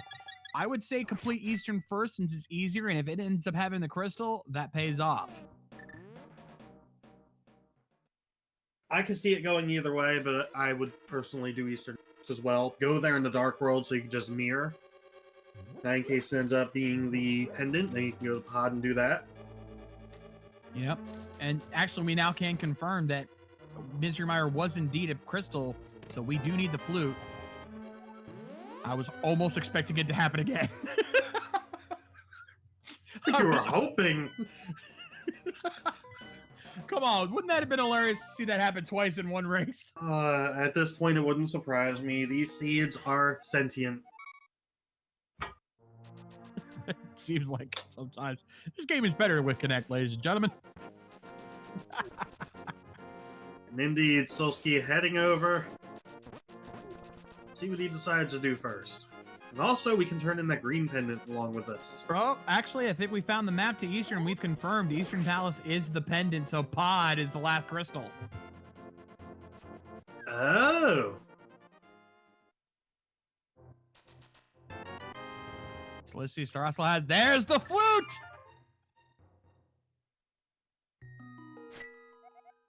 All right. So we could potentially now be in item go mode. Nope. We're in Schrodinger's go mode because it comes down to one item. It comes down to which medallion is required for Misery Mire. If that medallion is Bombos, we are in go mode. If it is not, if it is either of the other two, then we are not. In fact, if it's Quake, we also need to throw in Cape into this mix. But ladies and gentlemen, please rise for the Link to the Past National Anthem.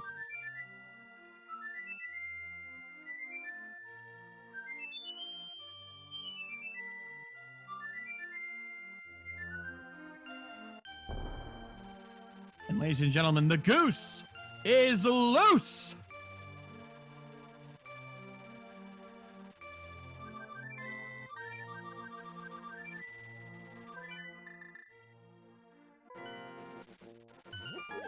Oh, and Solski's going straight to the mire.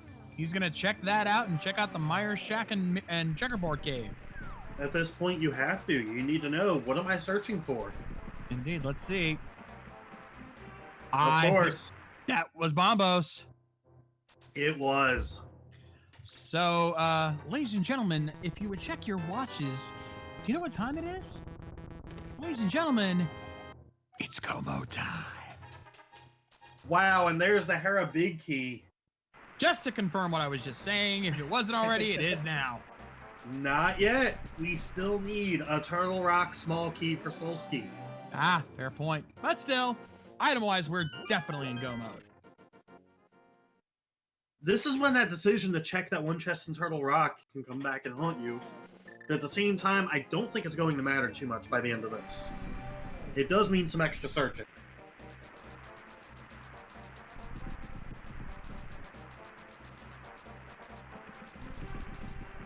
Though, what are the odds that we'll find that last small key for Turtle Rock here in Misery Mire? It seems pretty highly likely at this point.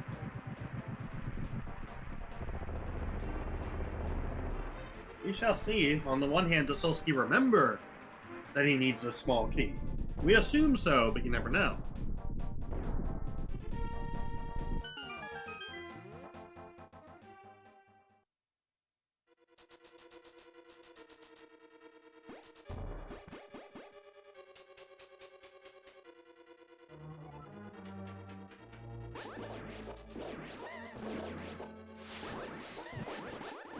Also, it'd be nice if we found, at the very least, Silver's or Tempered Sword, because Master Sword Silverless Ganon is not going to be fun for these runners. No, it never is. That's the one thing you would like to avoid if at all possible. If you can at least get either Tempered Sword or preferably Silver's, you'd be in good shape.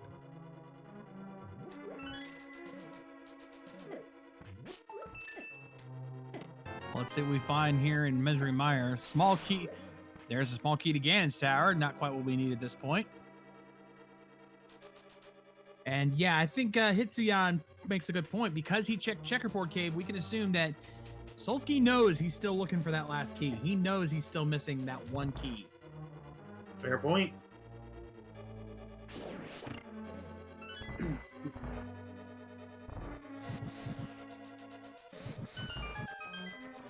Plus, we can add to the fact he is attempting to full clear Misery Mire. He knows he's still looking for one more thing. Oh, yes, yes, yes! It's the key to Brian, ladies and gentlemen. Team Hell No complete.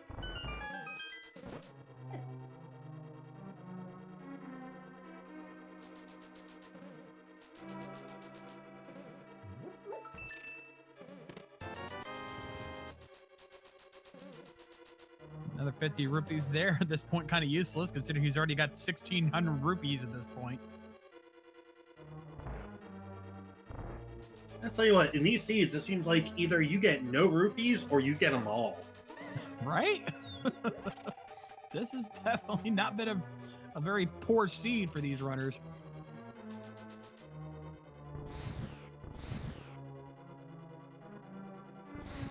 And now the most boring cutscene in video game history.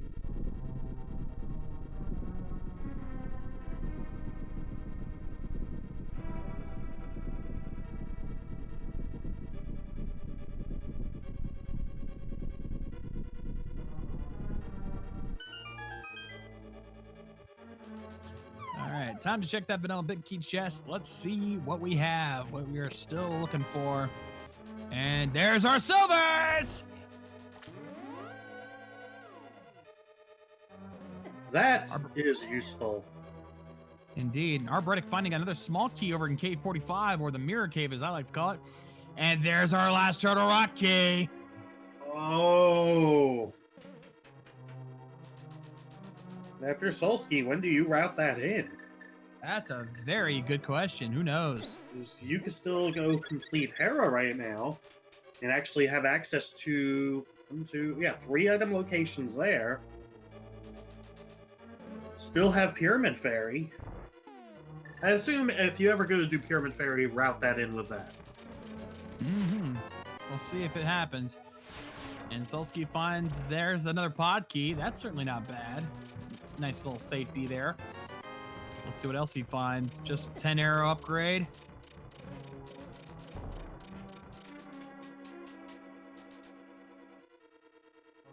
And chat brings up a good point. Arboretic cannot hit go mode because he needs to get the Thieves Town big key off of Laser Bridge. He didn't get that.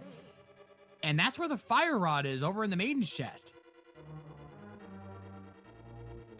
That is unfortunate, and he's heading back in the pod now. Ooh, this could cost him.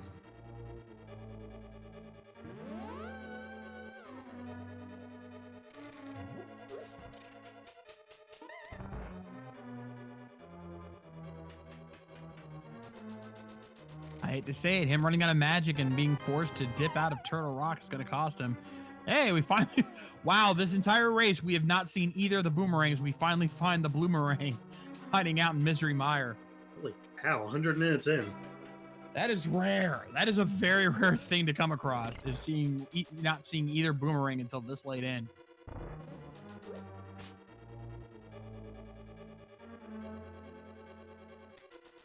We'll finally get our first look at the right side of Pod. There could be a sword here. I think at this point, that's the only other thing we really care about finding. Indeed. If it's not here, then there's a good chance both our remaining swords are in Ganon's Tower, which means they're probably going to get skipped because nobody's going to be digging into Ganon's Tower when we already have the big key.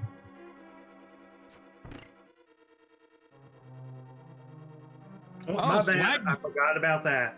Swagnet. That is worth it. It's always worth it. Swagnet. And there's our cape. So basically, Pod was loaded this seed. All the worth was in Pod. Solski now taking on Vitreous with those silver arrows. This boss is a complete joke, as you're seeing here. Just wiping out those little eyeballs. And then 1, 2, dead. And what does he drop? Just 50 rupees.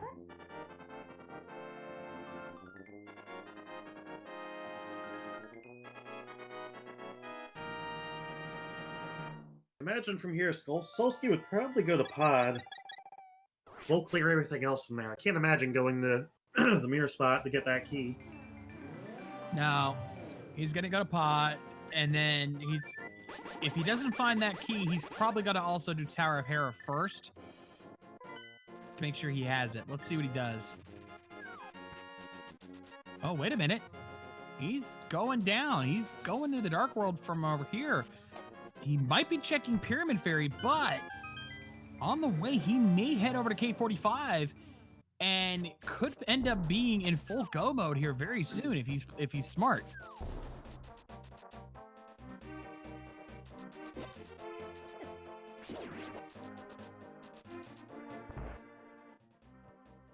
We have not seen what the Pyramid Fairy has, so this could be interesting to see what we find. Could we find one of our 2 swords in here?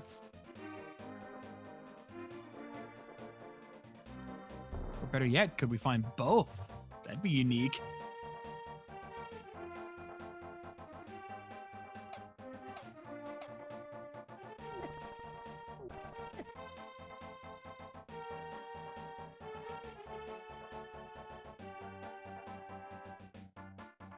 Arboretic now taking on the Helmassar King. Unfortunately, he's going in here without the silvers and with Master Sword, so he's going to be relying on some pretty weak strats here. He's got the bow, though, so that makes it a little easier, but does not have the silvers. All right, let's see what Solski finds here in the Pyramid Fairy. 2 items we find. There's our Ether Medallion and a piece of heart. Arboretic now finishing off Helmassar King. What does he drop? Just a big 20.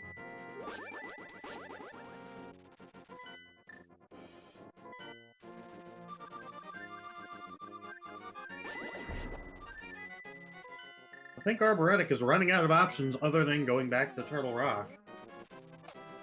Indeed, and Solski indeed now heading back over to Pod himself. We know item-wise he won't find much there, but he does not know where that key to Turtle Rock is, and unfortunately, it's hiding in the one place he might forget to check. Has Arboretic not been in the Eastern yet? I don't think he has. No, he has. The Eastern. Oh, he never got that 4th chest. Plus, I don't know if he ever got the map, so he doesn't know this is a pendant. Now, he can't complete it right now. He doesn't have the big key. But he's probably all he can get is that 1 chest skipped earlier. Ooh, that's a bit of... Again, that's a gamble. And again, aside from maybe one of the swords, there's not going to be much here. I assume at this point, Arboretic just doesn't want to go back to Turtle Rock. It's going to cost him in the long run. Solski now, he's heading into the back end because he's not checked half the stuff. He didn't go into this area, but he's got both the keys he needs, so he can go here without any trouble. Plus, now with the lamp, he can go through here without having to go blind.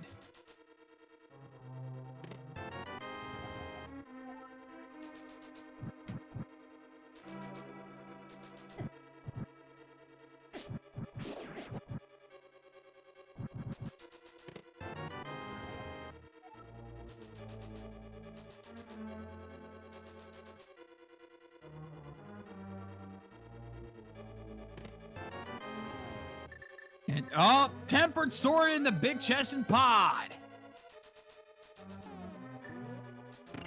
Solski's probably feeling a lot better about Ganon now. Yeah, I think he's good. Tempered sword with silvers. I think he's comfortable at this point. You don't really have much to worry about there.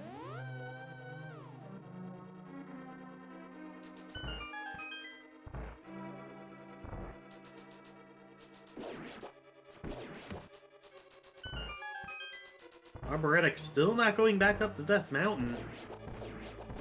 What else is left?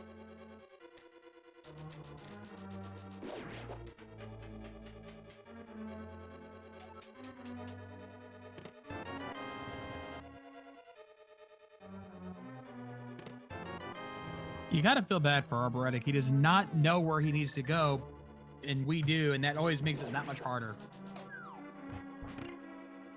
Indeed. And you gotta wonder what's going through both of these players' minds right now. You're an hour and 45 minutes in, and neither of you are in go mode. In Solski's case, you're only missing a key that could have been avoided earlier.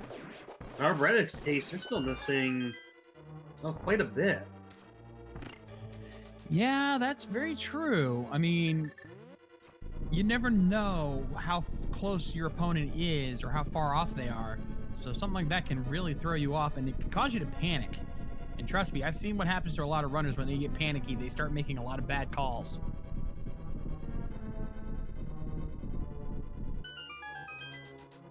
Being said, I don't think either of these runners are making bad calls right now with the information they have. Arboretic's just trying to clear out the overworld before heading back into deep Turtle Rock. And Solski just needs to check that one overworld location, but in the process, he's completing Crystal Dungeons. So it's nothing really long. No, there's no bad calls here. There's a difference between a bad call and a wrong call.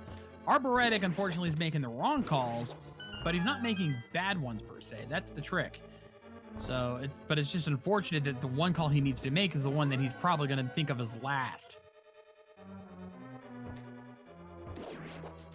I can tell you from experience, when you skip out on something like that, a lot of times you're going to make that the last possible check you can do.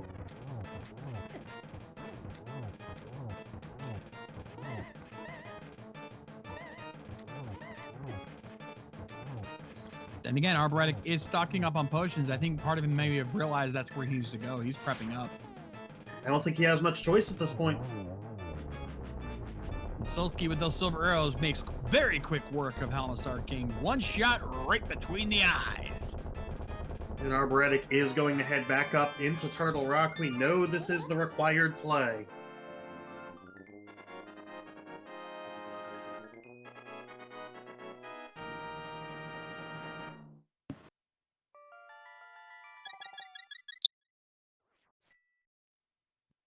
All right, so what's Solski going to do now that he's completed Pod? Does he go back? Well, actually, is he going in? He's going into Eastern. He thinks the key's there. Oh, boy.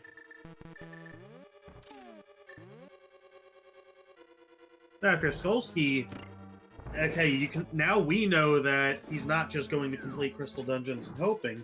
So are you going to try and complete everything else before going up to Hera? Because if you make Hera your last place, Hera and Turtle Rock, then you don't have to go back up to Death Mountain an extra trip. It's a smart play overall.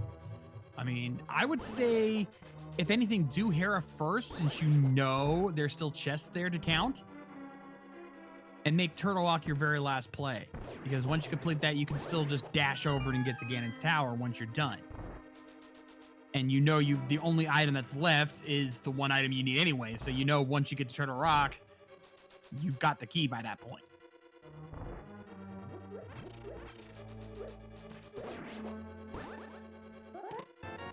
Let's see what's in this big chest. The single arrow. We've been wondering where that was hiding.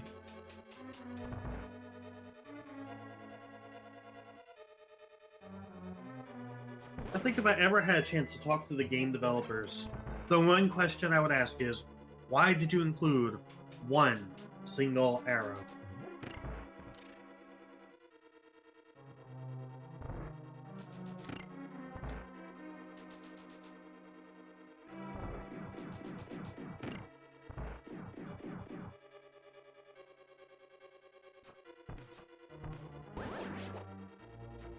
You know, it would actually be a great find right here for Solski? What would that? The shovel. Oh. Because even though it's a fetch quest, it would lead him right over to that cave. You know he'd check that in a heartbeat. Like, if that would be the best thing that could happen. Let's find out as he takes on the Armos Knights here with the Silver Arrows. Very quick kill. Oh, only a big 20. Not what he was hoping for. Gets his red pendant. Hey, Solski, you want to go check the pedestal? Give us a show. Let's have some fun with it, eh?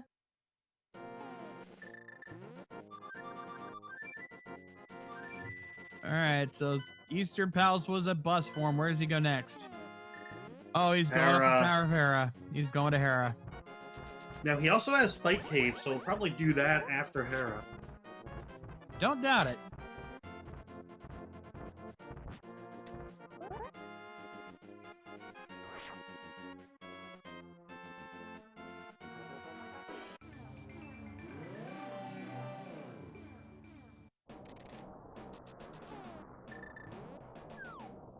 Oh, actually, he's going to go ahead and do Spike Cave first. Interesting choice.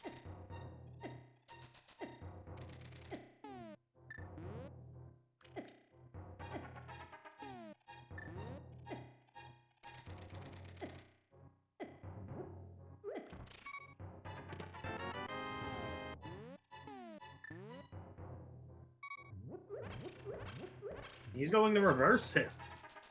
I had a feeling that's what he's going to do. He's going to heal up with these hearts here, and then just use his cane the rest of the way out. Trying to get spin speed. There we go.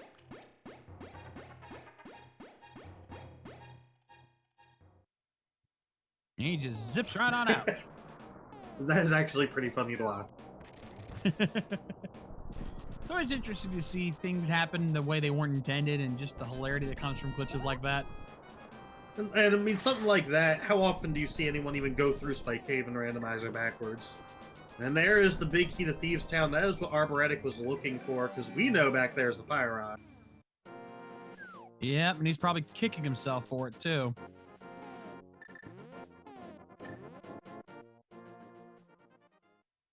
But now Solski working his way up the Tower of Hera.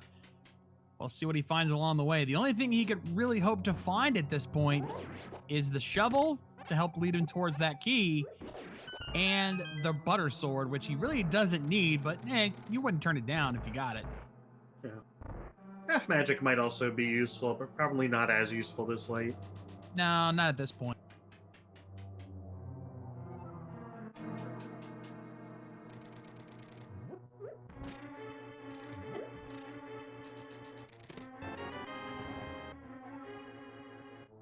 Small key to Hyrule Castle. Well, that's pretty useless by now. And 5 rupees.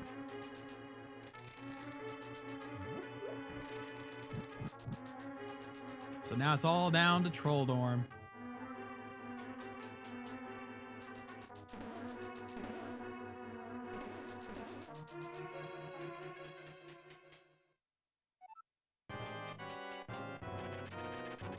How did Arboretic get so far behind? First thing that comes to mind is when he was in Turtle Rock, he ran out of magic before getting the laser bridge and wasn't able to make it there. Now, unfortunately, did not get that Thieves' Town big key, which is what leads to the fire rod. Pretty much. Nice quick fight for Trolldorm there. Only gets a 5-arrow upgrade, but he does get his 6th crystal. So now he knows he has to check overworld spots. There's no dungeons left to check. And you know he is kicking himself right now over that small key. It's one of those humiliating things that you have to deal with. If he knew how ahead he was, it wouldn't bother him too bad. Wait, is he going? No. Don't tell me he's going back without the key. Solski, dude. What are you doing? What are you doing? I don't think there's anything else he can do. Maybe he's double checking, but he can open his menu for that. Maybe he thinks he has all the crystals. No, he can't. He has to. Yeah, Again, you he's can check gotta your know. you can check your menu for that. He is going into Turtle Rock. Ugh, not like this. No, Solski. Oh, yep. Good point. Fire rod lock chest. Good Fair job, enough. chat. Fair Good enough. job, chat. And you know what? I'm calling it now. One of them is gonna be the shovel.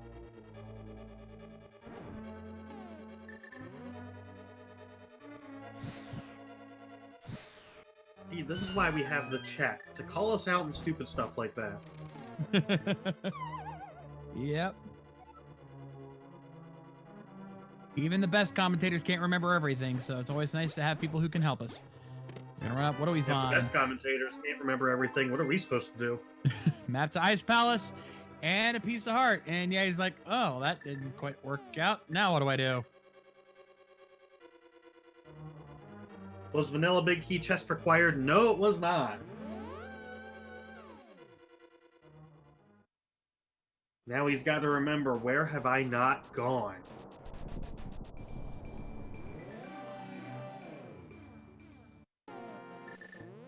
This is when it's nice to have one of those special kind of trackers that tracks the map in it, like Cross Products Tracker.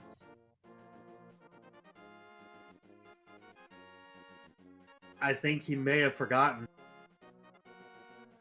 K45, Solski. You just got to remember K45.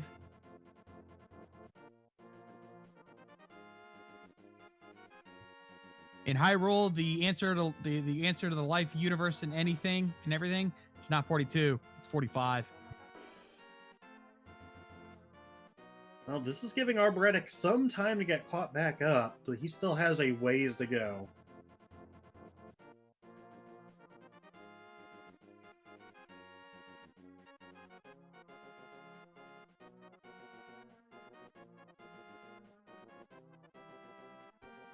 To answer question in chat, it's called K45. Actually, I mentioned Cross Products Tracker earlier. They named all the caves like with numbers and stuff, and that's pretty much it. It was just typed K45 on the tracker.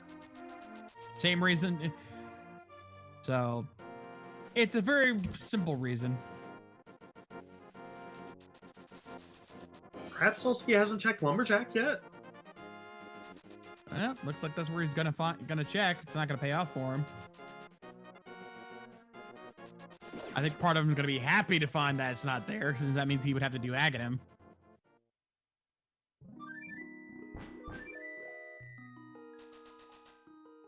He sees that shield up there. Interesting to note, we haven't found a single shield other than that one.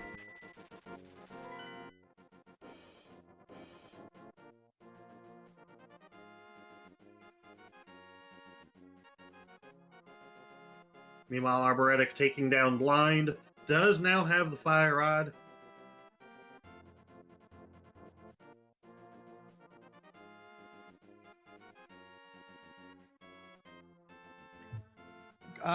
Goalie Man, you want to give it a new name? Give it the name I always called it, the Mirror Cave. Since you need it's one of the few caves you need the mirror to, and it doesn't have any other specific name to it. I've always just called it South of Grove. I don't remember if I heard that somewhere or if it was on a tracker like that. Seems too specific for me. That's why I call it the Mirror Cave. Yeah, fair point. Alright, Solski, where are you taking us to next? At this point, I don't even think he knows where he's going. I mean, at this point, even just walking around is a good idea rather than sitting there on the map. Because walking around, you know, by the time you realize what you missed, you could be there. He is heading down, though. Maybe he realizes. I think this is it. Yep, he's heading that direction. I think he's got it now. Yep, there he goes. All right, what do we go see? Raid slashes, bombs. No, he's just sighing in relief, probably. But yeah, he is in full go mode now. He might think, okay, now I'm quite possibly very behind. And there's no time for anything like that. Yeah. Also, I'm going to debate a little bit with Willard in chat. He says Mirror Cave could refer to Graveyard Ledge or Checkerboard Cave. Very true, but you just actually made my own argument. Those already have specific names that we know of. So calling it the Mirror Cave would not actually be that confusing.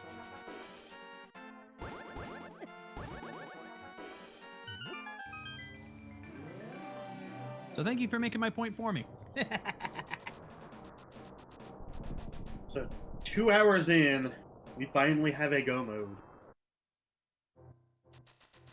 Wow.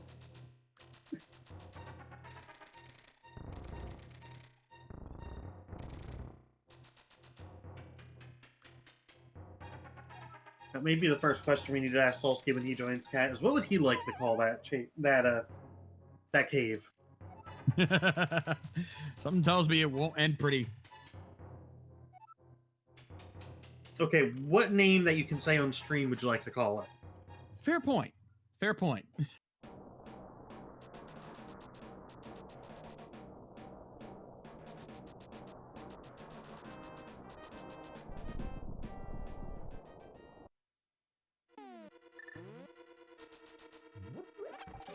Also, I mess with Willard, but truth be told, he's a really cool guy.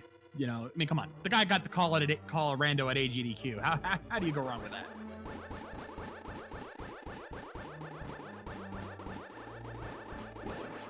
You think Solski's mad? No, not at all.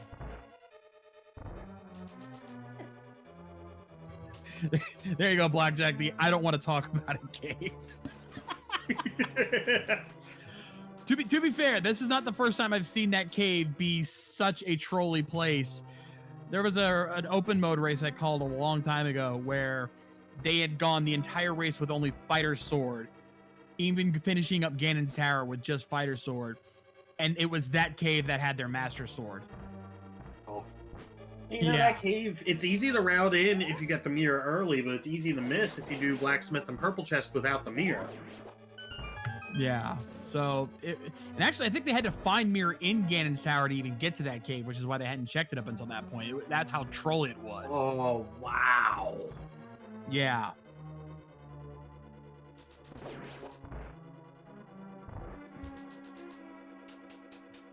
Arboretic now, he's checking pedestal. He's not going to be happy with what he finds there.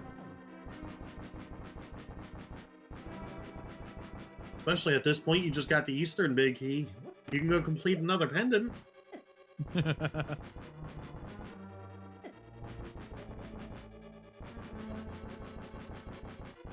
So at this point, he needs his flute.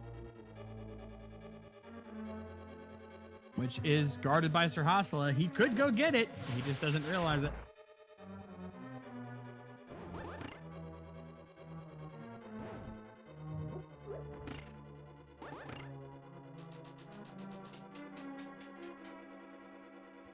Solski now making his way up to try next.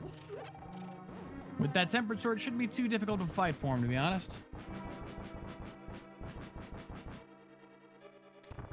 Maybe if he's lucky, Trinex will drop Butter Sword. That'd be Not a nice that useful right now, but we'll save a little bit of time on Ganon. It's always nice when you have that extra little bit of attack power. Very nice quick kill there. Gets the Ice Head down just before it was about to spit its ice at him, so nice save there. Now, can he get the quick kill? It's tricky to do. It's a little trickier to do with Tempered Sword, but it can be done. Especially you get a good spin slash right away. Getting it set up. Nice 2 hits. Nicely done!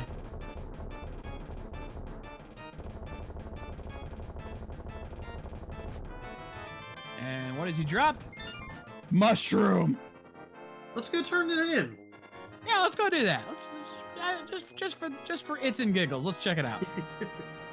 And with that, finally, 2 hours and 5 minutes in, we're on our way to Ganon's Tower. To be fair, with Keysanity, not the worst time I've seen for Ganon's Tower play. Not even close. But if you are Solski right now, do you feel behind? Especially with the small key issue. I think, to be fair, I think almost every runner, when they get to this point, always worry that they're behind. I don't think it's a matter of do they feel it, it's a matter of how far behind do they feel they are.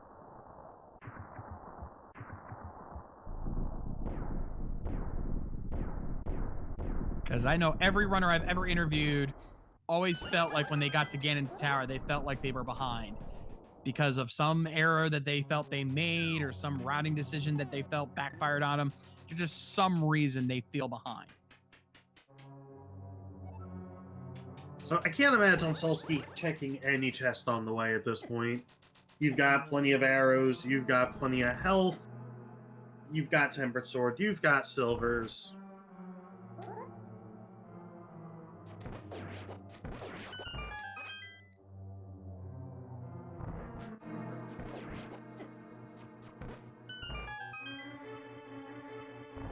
I need to take lessons from Solski on how to get through those rooms.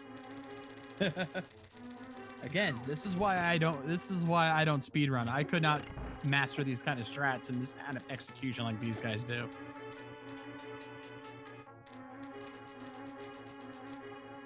So, meanwhile, Arboretic going through Turtle Rock, we know it's not going to lead them to any more items, but it is a crystal, so it's not really a waste of time. No, though it is an odd choice to do it now when, on all honesty, there's nothing to gain out of it and it's better to save it for last. But he is still looking for items. He hadn't checked the Fire Rod lock chest, so he did those two first. So, yeah, it's not too bad of a play. It was 3 items. We just know it's not the right play.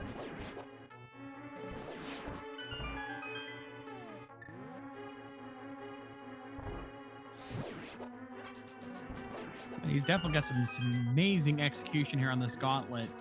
Just blazing through this area. I've seen a lot of runners struggle on those last couple of rooms in the gauntlet, so to be able to go through it like that is really impressive.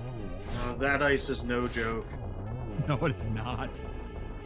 Neither are those Lambos, but dang, no problems there. Very quick kill there. Very nicely done. Solski is now heading up to the more fun part of the gauntlet. Getting to these style robes, as I like to call them. I know they're so just satisfying robes, with that kill. Huh? It is so satisfying with that king kill. Oh, absolutely. It's kind of sad you can't do it with these ones here because you're guaranteed to have to do 2 swings, but who knows? Still 3 in 1. Feels pretty good. Oh, yeah.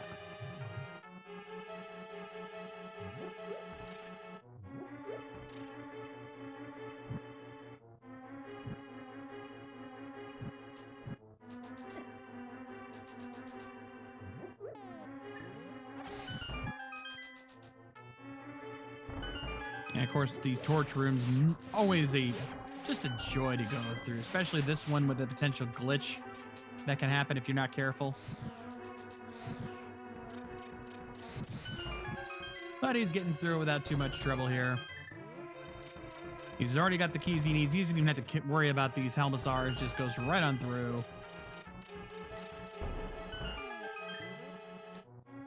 Arboretic having to do hammer strats on Trinex has not been to the pod big chest to get tempered sword yet.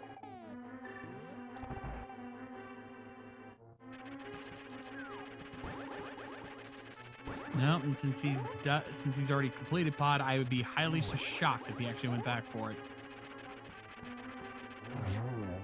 Now, he didn't check the other chest, but the $1 million question, will he check the last chest?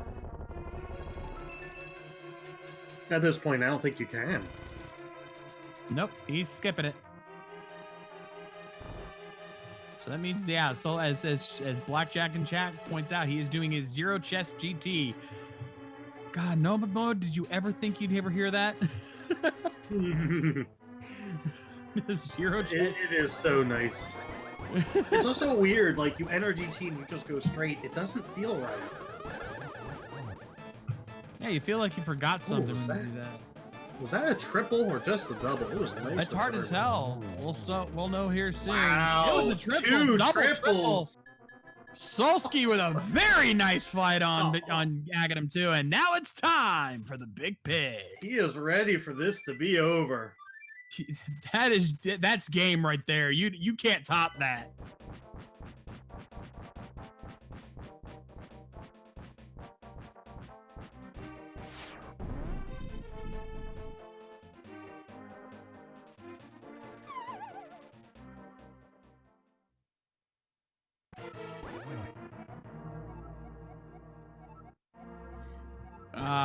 Gotta love the Spaceballs joke.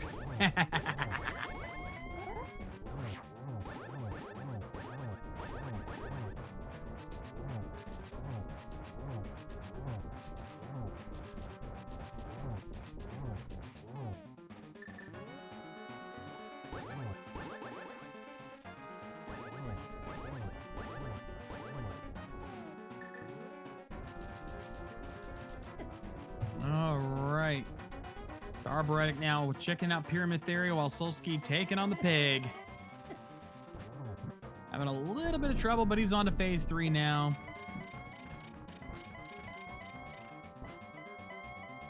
All Solski needs to do now is be careful of getting knocked over or taken out by a Ganon hug, which thankfully he's got red mail, so it won't be too bad for him, but you still don't want to deal with too many of those.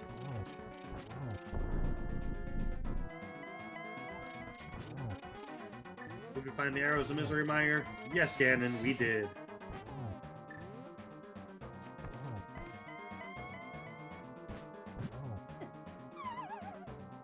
Oh no!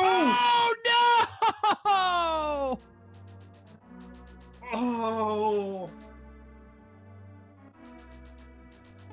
Luckily for Solski, that is not the worst case scenario because he still has more than enough time, but that's never something you want to deal with. If Solski was mad before, he's even madder now. No doubt about it. That is the worst feeling you can have, especially given how low on magic he is. I don't know if he's got any blue potions. I don't think he does. So he's going to have to be a little extra careful now.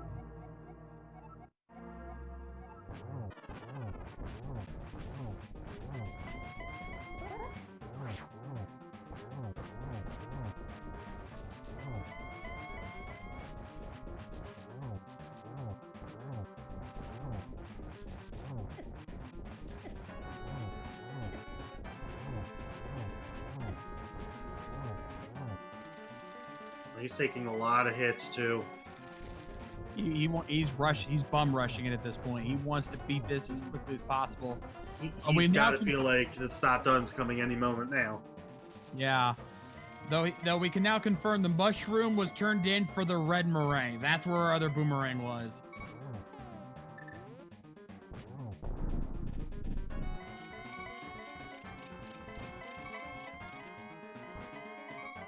And of course, yeah, chat pointing out yesterday, for those who missed it yesterday, there was an awesome race between our restreamer Willard J. Bradley and the lovely Sakura Tsubasa with a bit race where the Twitch chat got to use bits cheered to that channel to basically mess with our runners. It was an amazing race. If you haven't checked that out, make sure you do. And Solski now round 2 with Ganon here.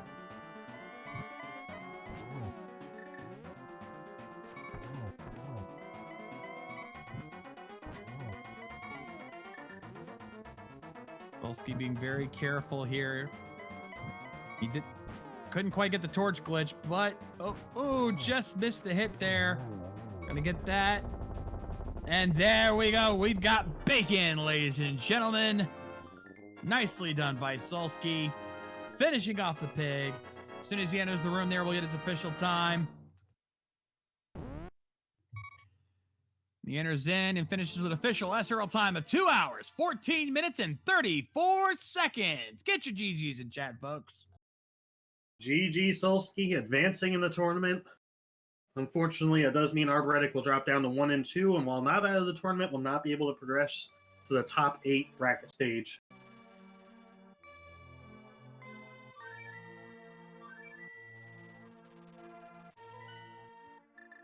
And it happens just as Arboretic gets his flute activated. He did his best, but unfortunately that one mistake in Turtle Rock cost him the whole thing.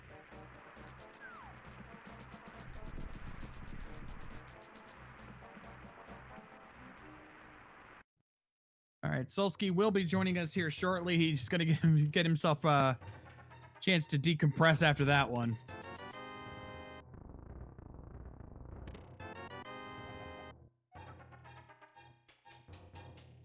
Meanwhile, Arboretic just got his hair a big key. He is now in go mode.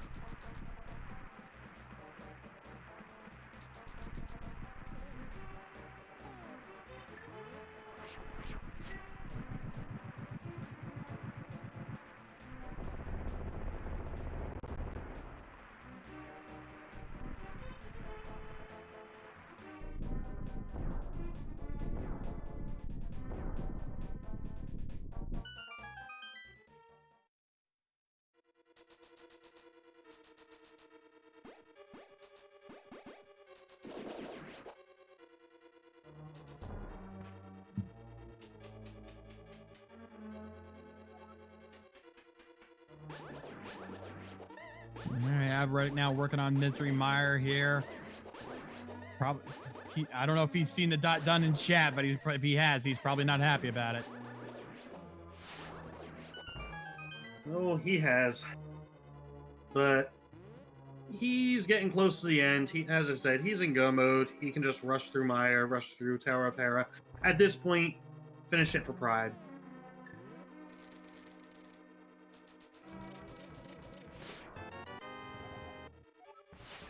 I do want to take this little bit of downtime to remind you, if you enjoyed what you're seeing, be sure to give our runners follows. They've done an amazing job during this race. It's been very entertaining, very fun to watch. Absolutely. And Solski now joining us here in the channel. Congratulations on your win there, my friend. That seed, though. Yeah, how about that? How about that mirror cave, man? I feel like if T-Rock wasn't that early and I wasn't missing 3 key items and some big keys, I would have been done like 30 minutes ago. Because I historically skipped that chest in T-Rock, but you know, missing flute, fire rod. What else? Other stuff, etc. It's understandable, though. If it makes you feel any better, Arboretic unfortunately could not full get the rest of the items. He couldn't. He ran out of magic before he got to Laser Bridge, so he never went there and got the Thieves Town big key, which basically threw him completely off. Which is why he's still way behind right now. That's unfortunate. Also, I have to share with you a laugh that happened. Right as you went to go pick up the mirror, we were discussing what you might end up finding and what you do. And I literally said, well, you could find the mirror here in Turtle Rock. You never know. That might just happen. Sure enough, immediately you open up the chest and find it. I actually was expecting it there, considering how the seed went, because the mirror was going to unlock the most amount of locations, and it was pretty much thinning out. So seed was going to go one or two ways. It was either going to go really linear with, like, say, fire rod to lamp or something, and then it was going to go to a mirror. And of course, the seed was so kind to make it as open as possible, so it was fantastic. I actually thought I was key locked for a bit until I actually remembered about that mirror ledge as well. Like, that had me really stumped. Yeah, we saw you struggling for a bit, but eventually you realized. And we were discussing the name of that cave in chat during that. And we were curious, do you have any good names for that? No, none at all. Yeah, because I know the unofficial name for it is always K45, but Yeah. well, some people don't really like that name, and I can kind of see why. So I call it the Mirror Cave because it doesn't have its own name, and it's the only other cave without a name that requires the mirror. Yeah, I just don't have a good name for it, so or what I can say on air at least. But honestly, that was going to be the case. I was just more happy I found it there, because if it wasn't there, I had no idea where to go next. Because it's like, oh, I did forget something, and if if it was like not there, I'm completely baffled at that point. Yeah, we knew it was there because Arboretic had checked that just a little while before you did. So we were like, just go to the mirror cave. Go to the mirror cave. It's right there. Now, at that point, were you feeling super behind from having to sit there and think? Yeah, I felt super behind just because, like I said, if you made that one decision to skip that chest, then you pretty much win. Like, there's no ifs, ands, or buts, because then you go mode like 3 dungeons. Plus GT, of course, but I don't know. I mean, I didn't feel comfy at all. you did have a pretty decent GT. You had a great AGA 2 triples. That was amazing to watch. Yeah, my GT was like the only thing I was happy with execution-wise this one. I felt pretty sloppy most of it, especially Ganon. I was not too happy about the fall, so. Yeah, that was pretty sad to watch, unfortunately. But hey, you know what? You were so far ahead, you had nothing to worry about there. Of course, you didn't know that, but Of course, yeah, exactly, right. So I'm thinking it's like really close, but like I said last race, it's really hard to read where your opponents are in Keysanities because it can go so many ways. that was Whereas, actually something that was something we were talking about earlier. Is that like I don't know a single runner I've ever interviewed who said they felt like they were ahead by the time they got to GT. No. You always feel behind. Yep. Absolutely. I mean, open and standards, they're so readable these days. It gets to the point where you're like, okay, you know where you're at, depending on when you find items or when you hit Gomo. But like I said, with Keysanity, just because you have the keys as a factor, there's no real logic reads to them. You just kind of luck into the keys. It's pretty hard to determine where to go. Or where Arboretic, you have silver arrows. Why are you using cave strats? I was wondering He as wants well. the This would be swag. better if there was half magic. I just want the swag strats. It's okay. I approve of this. I guess he figures, you know what? I've already lost. I'm already out of this tournament. Once I get through the Swiss stage, I might as well just have some fun. Why not?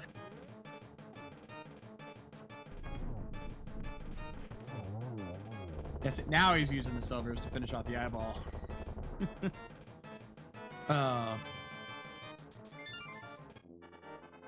And this will work out well routing wise. You can just go up to Hera, complete it, and then you're right there at GT. Yeah, the only problem for him is he did not get the tempered sword because he did not check the big chest and pod, and I highly doubt he's going back there. No. At the same time, this might lead him to check chests along Ganon's Tower, along the Gauntlet afterwards. Butter Sword could be up there. Well, it'll still be tempered for him, but yeah, the last sword upgrade will be up there. You knew what I meant. As soon as I said that, I'm like, wait, that's not right. I'm the kind of guy who likes to argue semantics. I can't help it.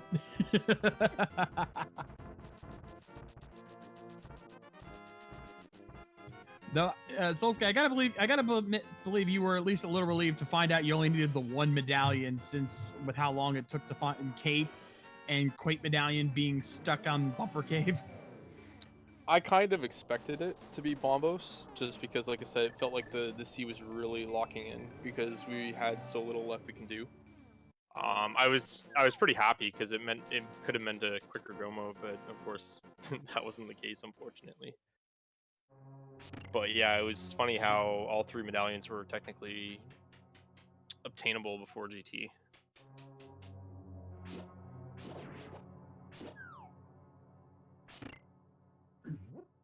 You know, as you were searching for that key, we're just sitting here hoping that, you know, Shovel comes up, because at least that would have taken you closer to that cave and you might have realized sooner. Yeah. That's why I actually double-checked my menu, too, because I was hitting X on my powder and my flute just in case I missed either or. Yeah, Shovel's definitely in GT. It has to be. That's the only place someone's checked yet, and I doubt anyone's going to find it.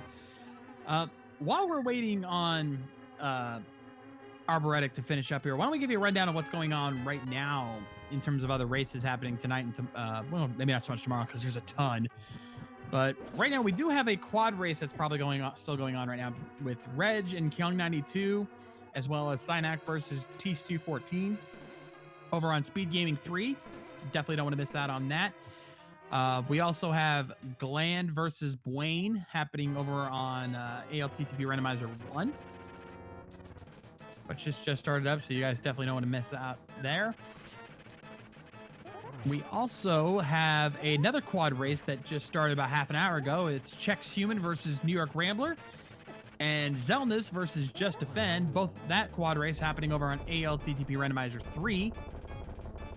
And that's just what's happening right now. Tomorrow, we've got tons of races going down, so you definitely don't want to miss out on any of that action. Make sure you guys give a follow to all of our channels: Speed Gaming 1 through 4, ALTTP Randomizer 1 through 4, Randomania 1 through 4, so you can keep up with all of the randomizer action happening on all our channels. It's insane how many races we've got going on this week.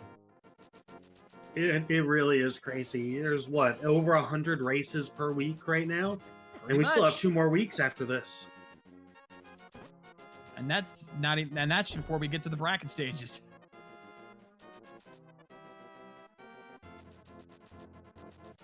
One thing's for sure, Rando is popular.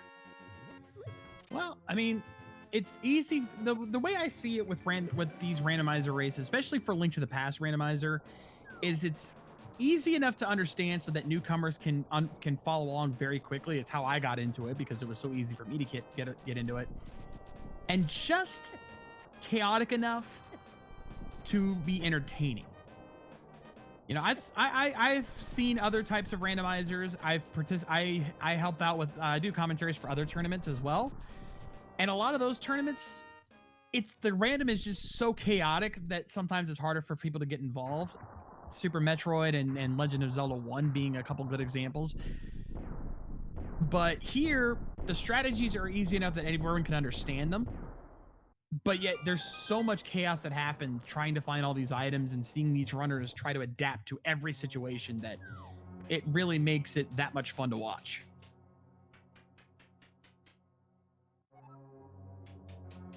So back to the race at hand. Looks like Arboretic was still searching for Tempered Sword, checking chests, but not worth going through GT searching.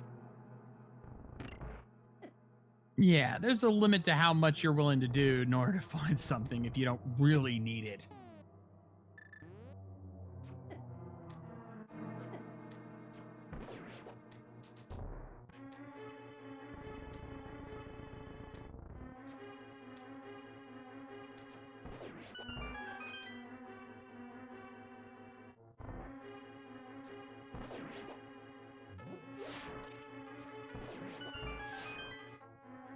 Yeah, Solski, you were talking about this earlier, but your execution in the gauntlet was beyond fantastic. You just freaking cleared that gauntlet like nothing. And it's very rare to even see a good, like a top tier runner pull off a gauntlet like you did earlier. Yeah, it was pretty smooth. I mean, like I said, it was probably the only part of the game I was actually really happy with, to be honest. Like, I felt just kind of sluggish in other areas. I haven't been practicing much lately either. So it just felt pretty good to pull up a crisp gauntlet with that, and especially, like I said, the Aga 2, also the 2 triples felt really good. Yeah, that's always nice when you get to see something like that happen, because again, I've seen like the champions. I've seen guys like Ajneb and Christos Owen not be able to pull off runs like that, where it just decides to troll them, and yeah, here you are just making it look like it was nothing.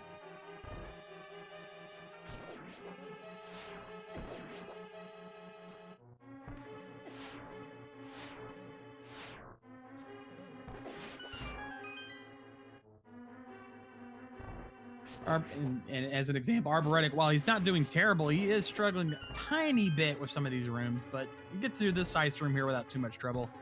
That's actually a really nice shot with the bow there across the room. Oh, opting for Bombo strats here in this room. He just wants to get through. I always forget about that, but that's not a bad idea, using your medallion. There were 2 great drops there. Unfortunately, he doesn't get them, but he gets fairy from this. Yeah, but he's gonna catch it and keep it. That's an interesting call there. But what that is gonna do is it's gonna reset the pattern here for land mode 2, so it's not gonna be as easy. Because when you normally go through here, land mode 2 starts off on the same pattern every time. Unless I did not know that. Yes, I've seen this. If you watch every race, if they don't touch that bunny beam, it will always be the same way every time.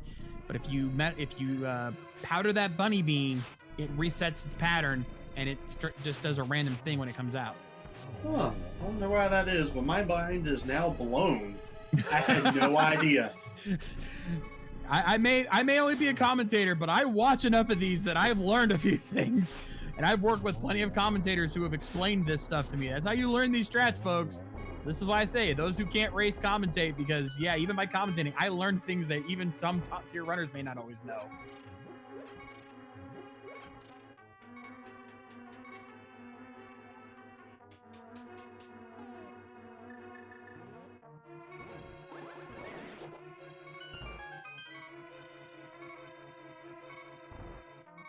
And yeah, he's chat pointing out, yeah, at this point, Arboretic's just goofing around because, well, he's already lost. What's he got to lose?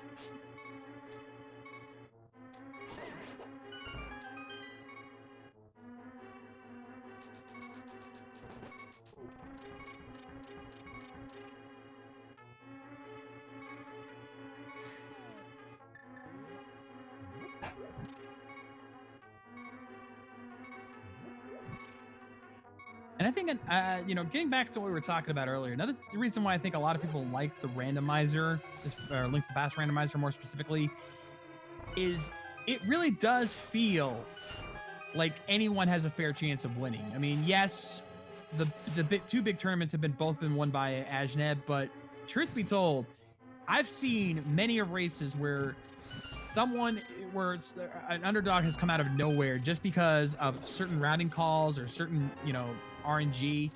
And I think that's what gives a lot of people a feeling of, hey, I could actually do something good with this. I might try this.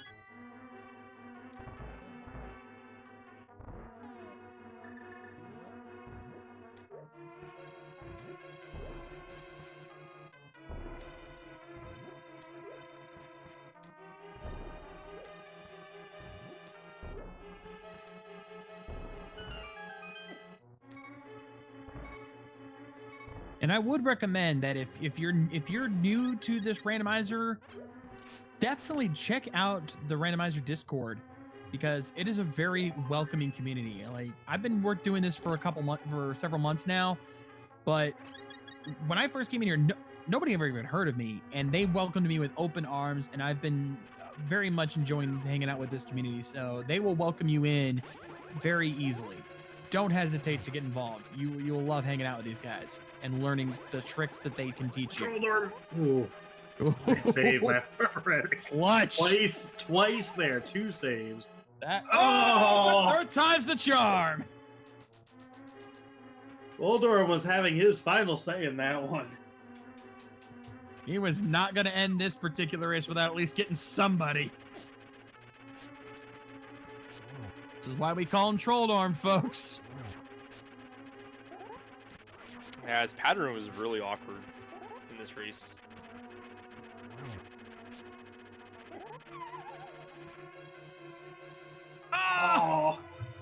Oh, he's out for blood now.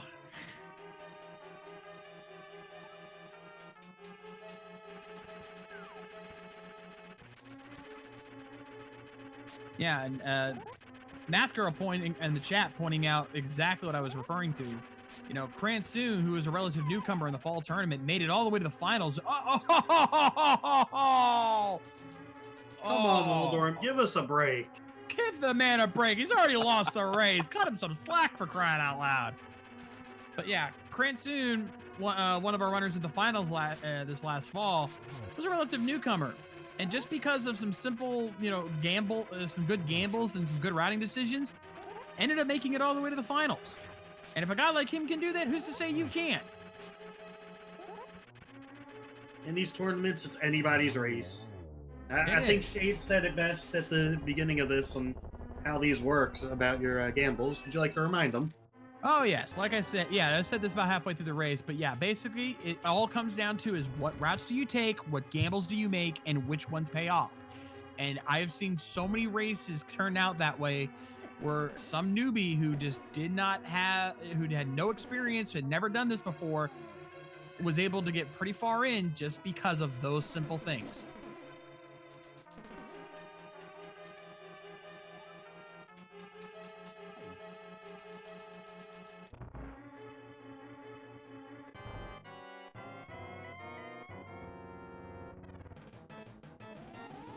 And as Willard points out, to be fair, Cransoon has a 131 in vanilla NMG.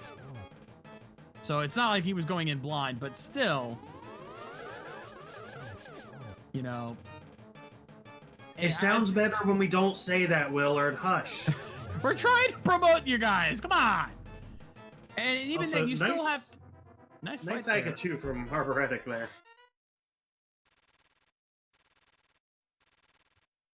But I mean, I've seen even like other people who were actual newcomers do rather well because they, you know, they took some time to practice, learn the strats, and it's really not that hard. Some of these strats are very easy to do, to be honest.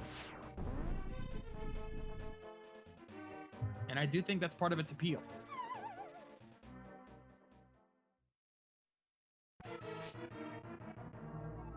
So Master Sword Ganon, you cannot swipe him. How to do spin slashes.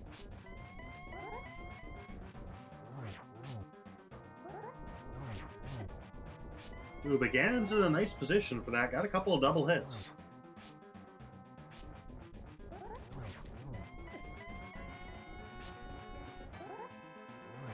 Do you know if Arboretic has a potion? I do not.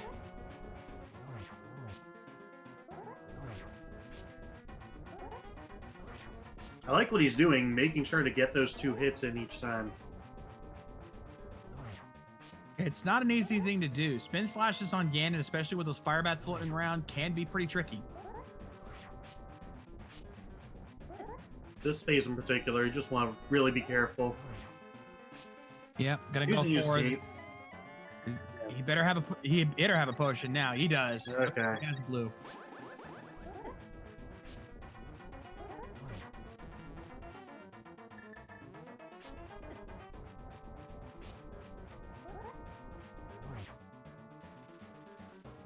And another thing about the randomizer is the variety. You know, you don't have to play it the same way, the same style every time. There's so many different variables you can have.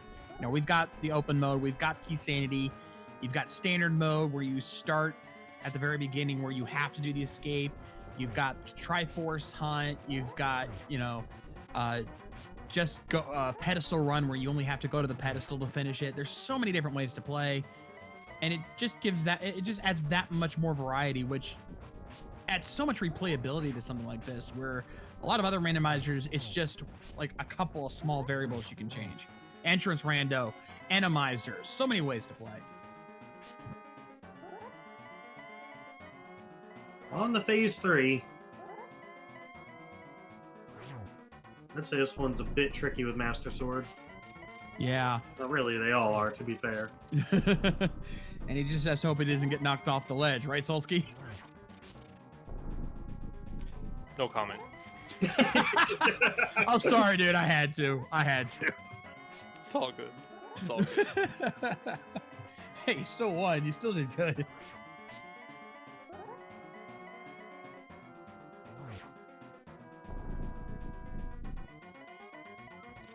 At the very least, we do have silver arrows. That is true. That is gonna. But no potion. He's gonna go for the torch glitch.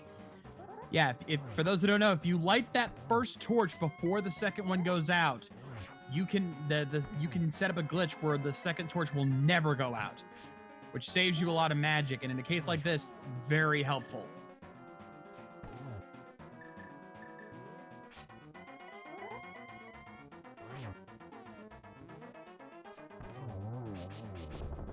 Nicely done.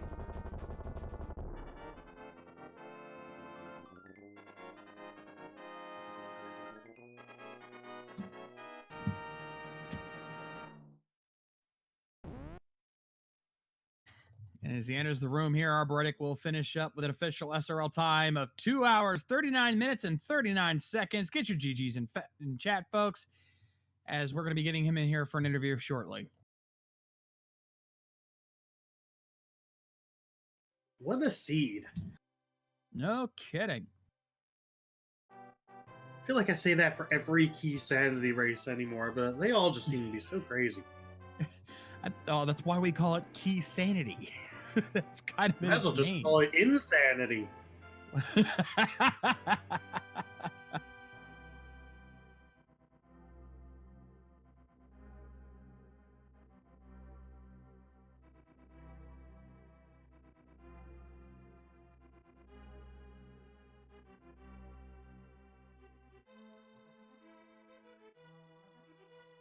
All right, gonna go ahead and drag arboretic down. Oh, you got it. Got ahead. Arboretic now joining us in the channel. GG, my friend. Hello. Oh, that was a game. GG, Solski. GG. Arboretic, how you feeling after that one? I'm a little exhausted. Yeah, definitely the worst thing that happened was running out of magic in Turtle Rock when I could have gotten to Laser Bridge otherwise. Yeah, that we were gonna ask about that because that was probably the moment where you lost the whole thing. Because if you hadn't done that, you would have been right there with him. Uh-huh. Yeah. And I went into that room you never go to because I figured it had to have magic in it, not just two stupid bombs. I have done the exact same thing.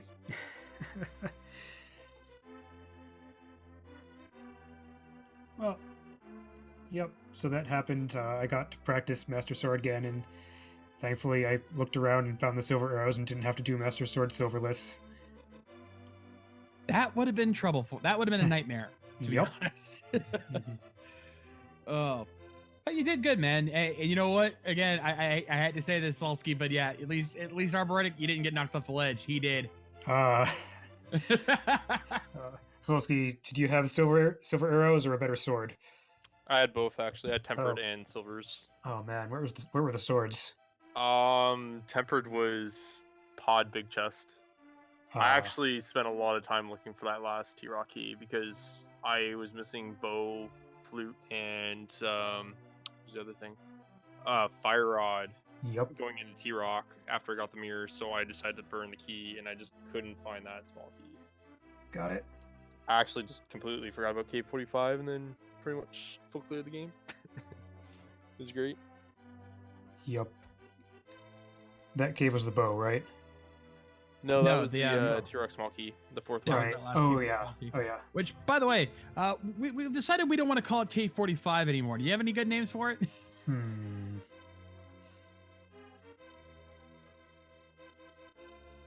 Gotta think about that one. Personally, I've always just called it the Mirror Cave because it's the only cave without a name otherwise that you need a Yeah. mirror for. Yeah. Something about how the purple chest doesn't like to go in there. I don't know. So far, nobody else has been able to come up with any names that are, well, let's just say family friendly. The cave. Uh-huh. The cave Yeah, I can think of a lot of names. If it's gonna be family friendly, then the cave of broken hopes and dreams. would be the cave. This is getting pretty quick. Nope. Yeah, pretty much. Also, Arboretic, I gotta call you on that Trolldorm 2 fight. Oh, that one was brutal, dude. Yeah. Yeah. Yeah, Yeah, that happens. I think Trolldorm was like, we're not ending this race without me trolling you guys hard, and he was out for blood. Uh-huh. Oh. Anyway, we should probably wrap things up. Any last comments from our runners here before we sign off?